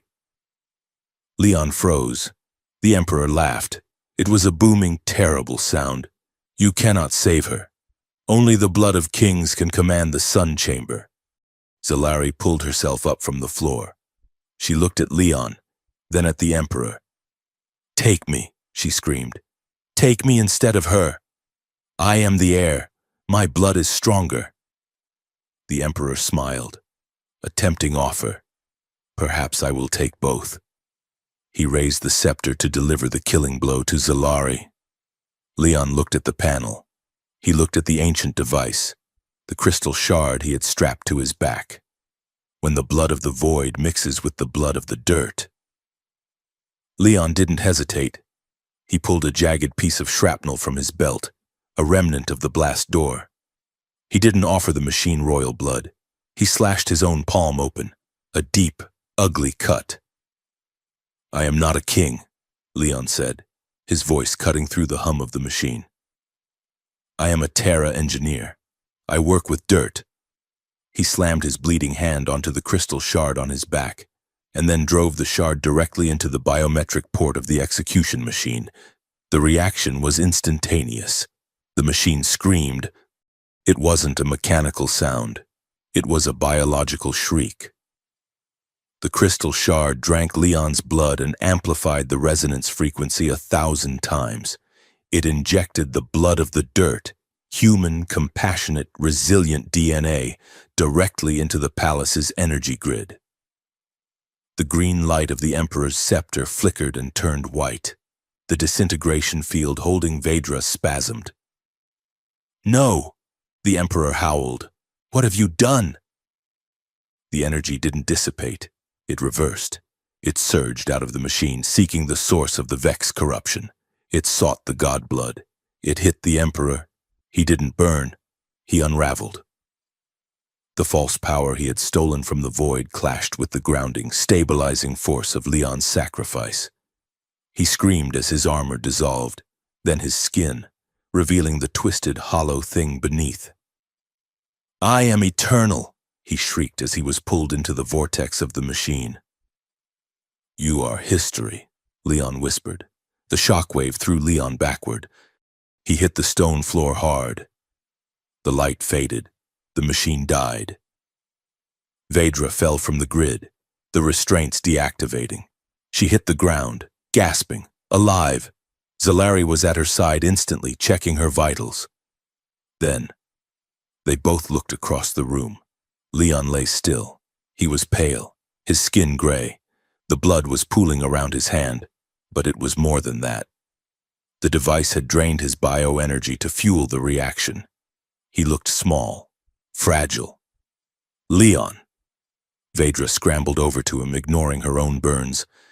They knelt beside him. Zalari placed her hand on his chest. His heart was fluttering. She whispered, panic rising in her voice. "It is too slow. He gave too much." Leon's eyes fluttered open. They were hazy, unfocused. Did it work?" he rasped, blood bubbling at the corner of his mouth. "Yes," Vedra sobbed, pressing her hands against his wound to stop the bleeding. "You idiot, you brilliant, stupid idiot, you saved us." Leon smiled weakly. "Good. Now, I think I'm going to take a nap." His eyes rolled back. His chest stopped moving. "No!" Zalari screamed. She looked at Vedra. "We have to give it back." "What?" Vedra asked, tears streaming down her face. "The energy," Zalari said. "The resonance. He gave us his life force to mutate the bloodline.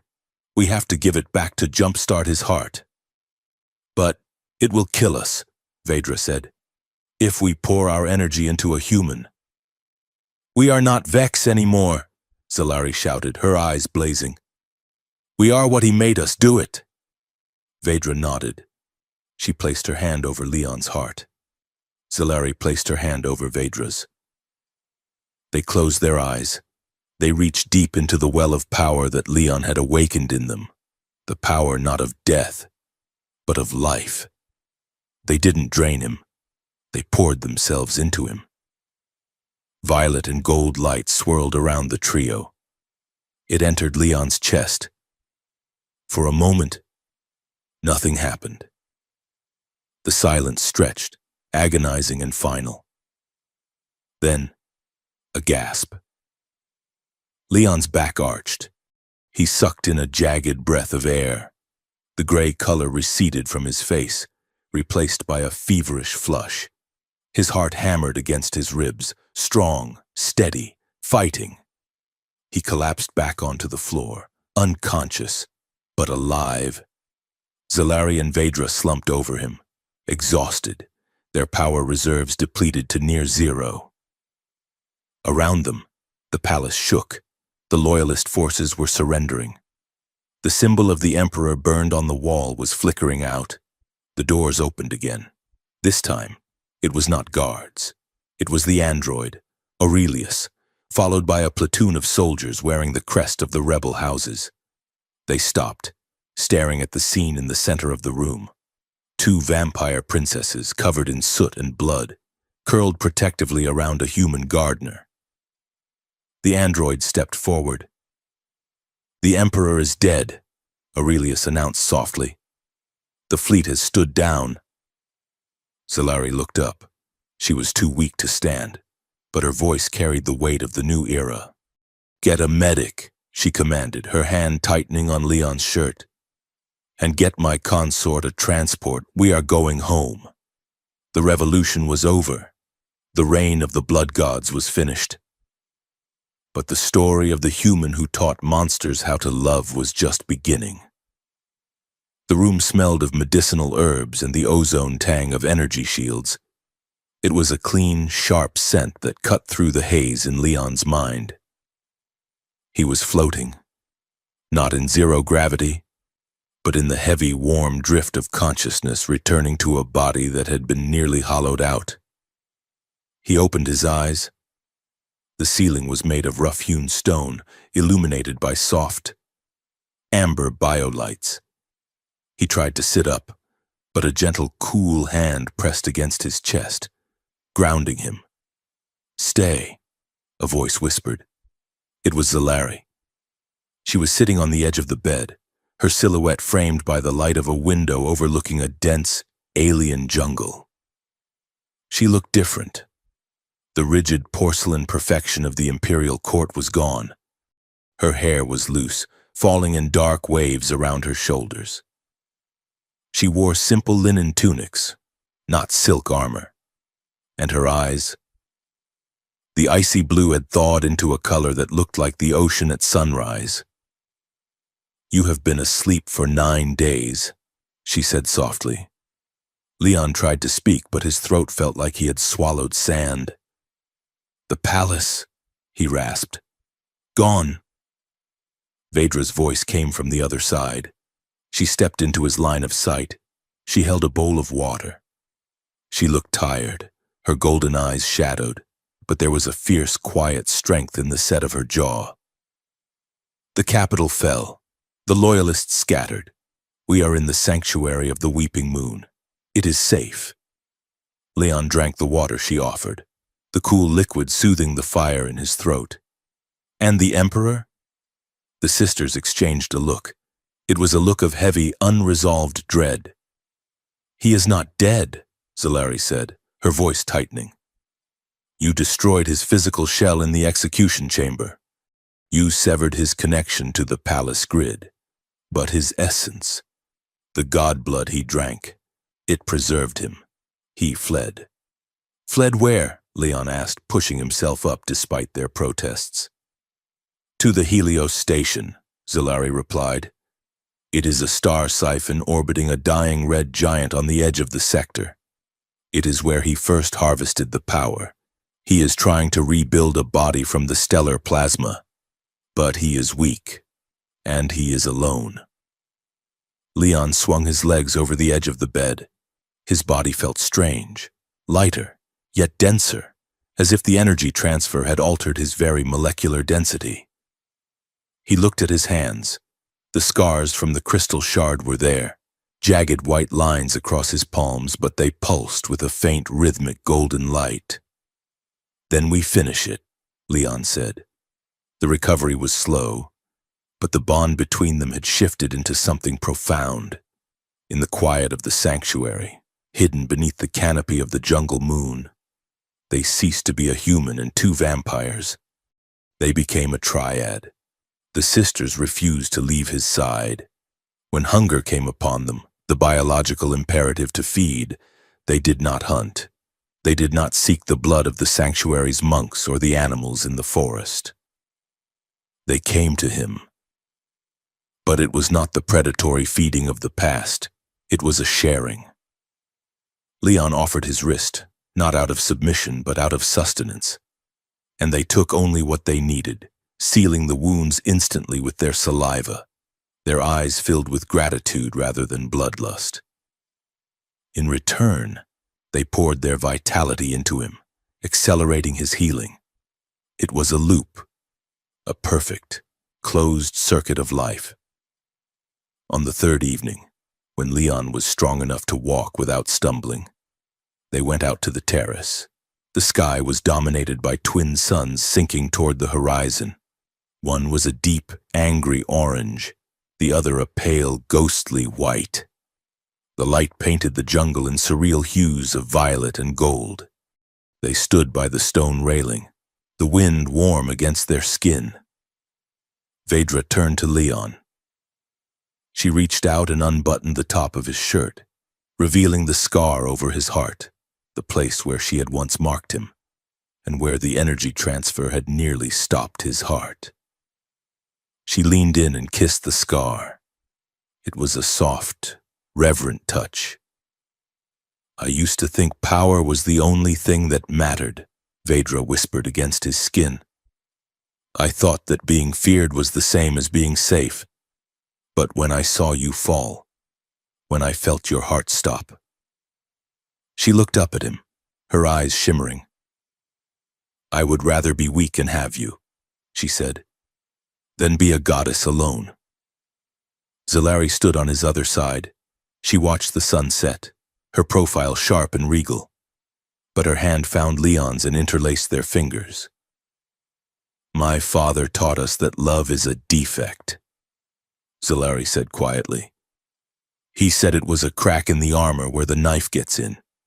He was right, it is a crack. She turned to Leon, squeezing his hand. But it is also where the light gets in, she whispered. I chose the crack, Leon. I choose the pain of caring over the safety of the void. I choose you. Leon looked at them. Two of the most dangerous creatures in the galaxy, who had been bred to rule and kill, standing with a Terra engineer from Mars, stripped of their defenses. We're going to win, Leon said, pulling them both into an embrace. Not because we're stronger, but because we have something worth fighting for. The war was not a traditional campaign of fleets and armies. It was a surgical dismantling of a corrupt system. Using the stolen codes from the palace archives and the frequency modulator Leon had built from the ancient mining tech, they began to strike at the Empire's nervous system. They didn't blow up cities. They blew up the control collars of the blood slave colonies. From the bridge of a commandeered rebel frigate, the Redemption. Leon coordinated the strikes. He used his engineering knowledge to overload the suppression towers on the mining worlds. Zalari used her knowledge of Imperial protocol to broadcast truth viruses into the propaganda networks.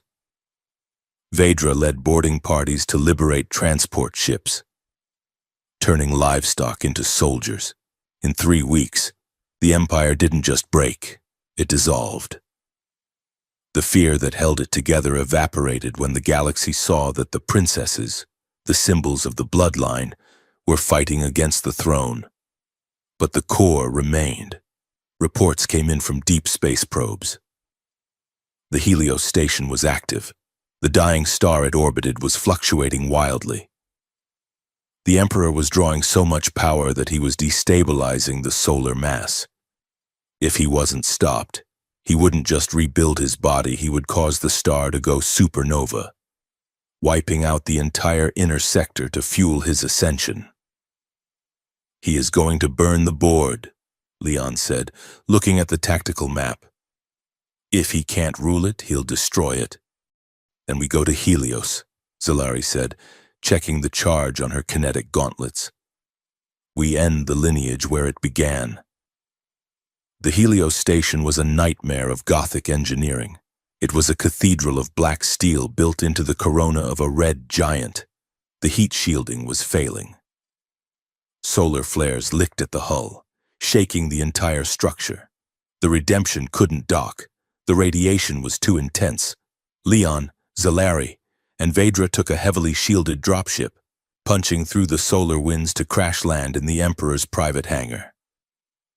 They emerged into a station that was already dying.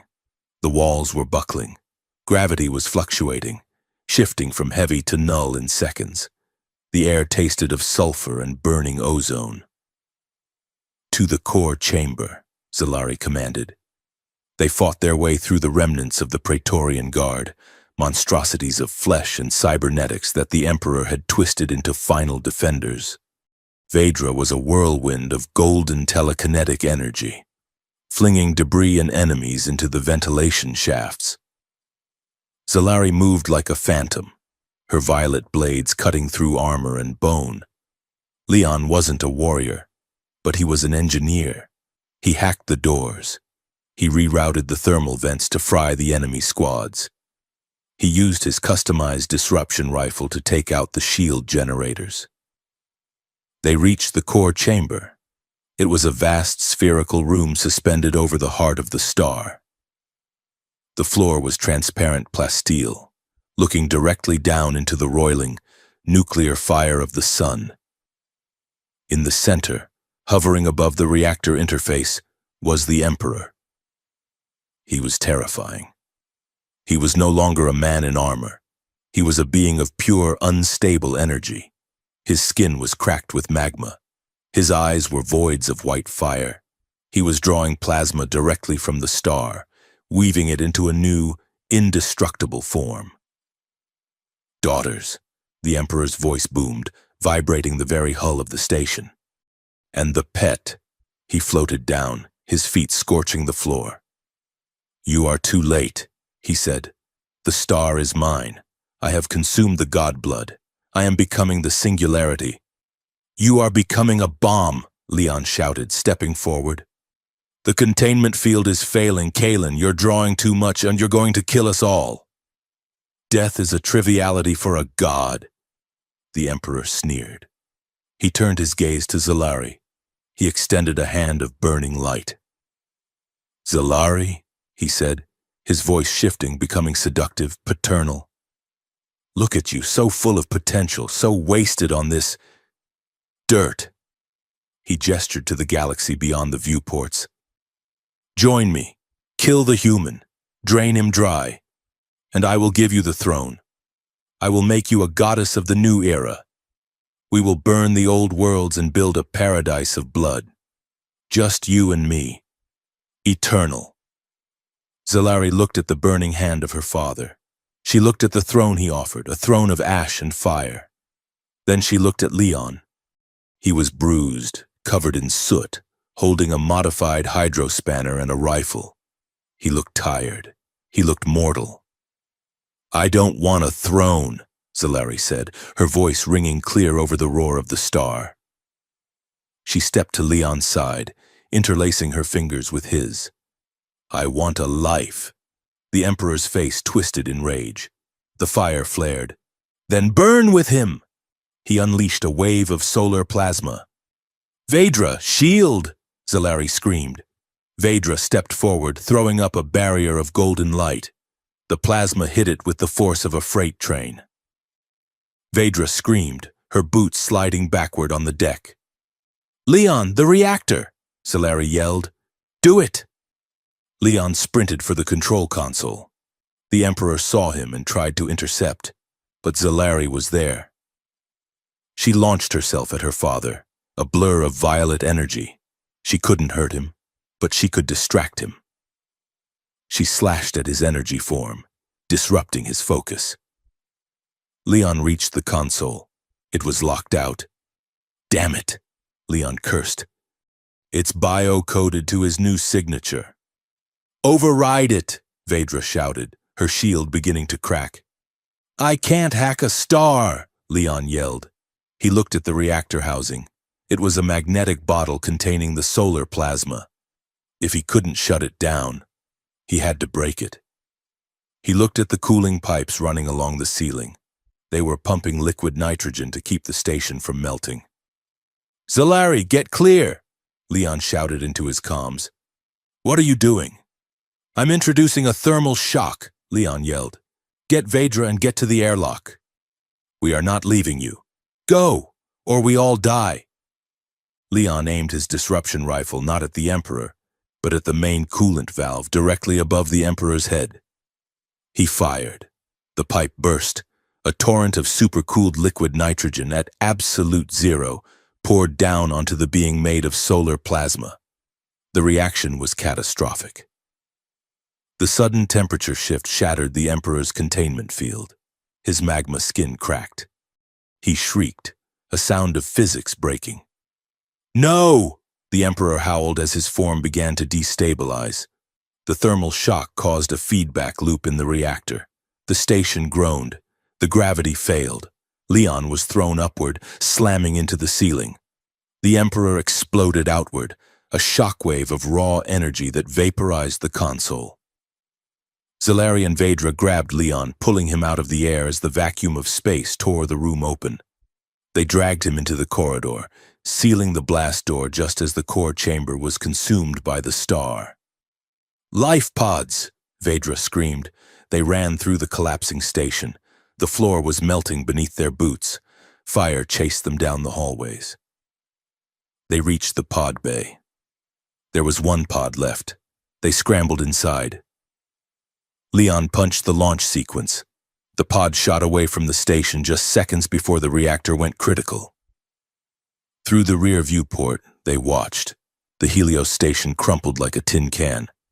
Then, a blinding flash of white light swallowed it whole. The Emperor, the throne, and the last remnant of the old empire were atomized in the heart of the dying sun. Silence filled the pod. Leon slumped against the wall, bleeding from a cut on his forehead. Zalari and Vidra slid down beside him. They were battered, scorched, and exhausted. Leon reached out and took their hands. "It's over," he whispered. Zalari rested her head on his shoulder. Vidra curled into his side. They drifted in the silence of the void, scarred, homeless, but alive. Epilogue. 1 year later, the restoration of Earth was going better than expected, with the blockade lifted and the reparations from the dissolved empire flowing in. The planet was blooming. The skies were blue again.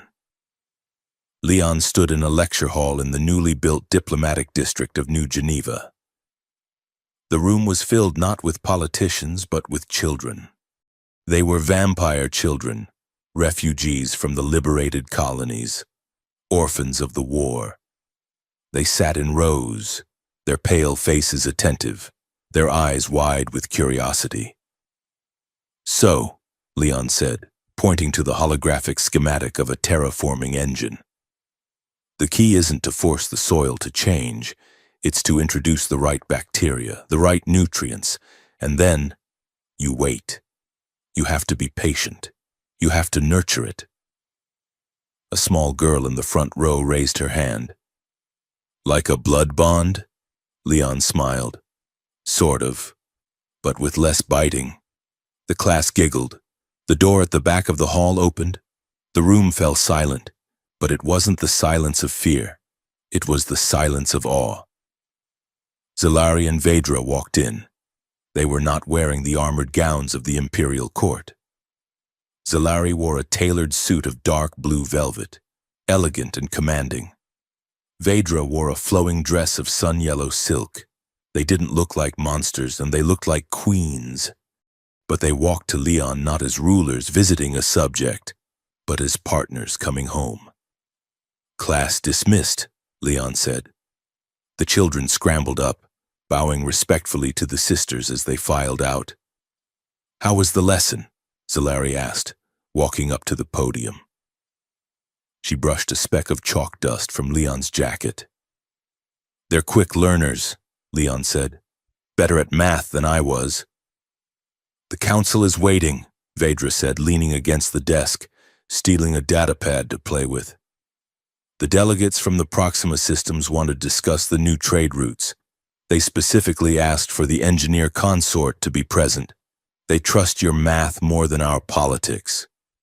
Leon laughed, gathering his notes. "I'm just a gardener." "You are the architect of the alliance," Zalari corrected him gently. She kissed his cheek, a lingering soft touch that promised a quiet evening after the politics were done. "And you are ours." They walked out of the hall together, into the bright afternoon sunlight of a healed Earth. The three of them, the engineer, the Ice Queen, and the firebrand. They had dismantled an empire of fear and built a world where a vampire could walk in the sun and a human could hold the heart of a queen. They gave them as a gift, but what they got in return was a revolution.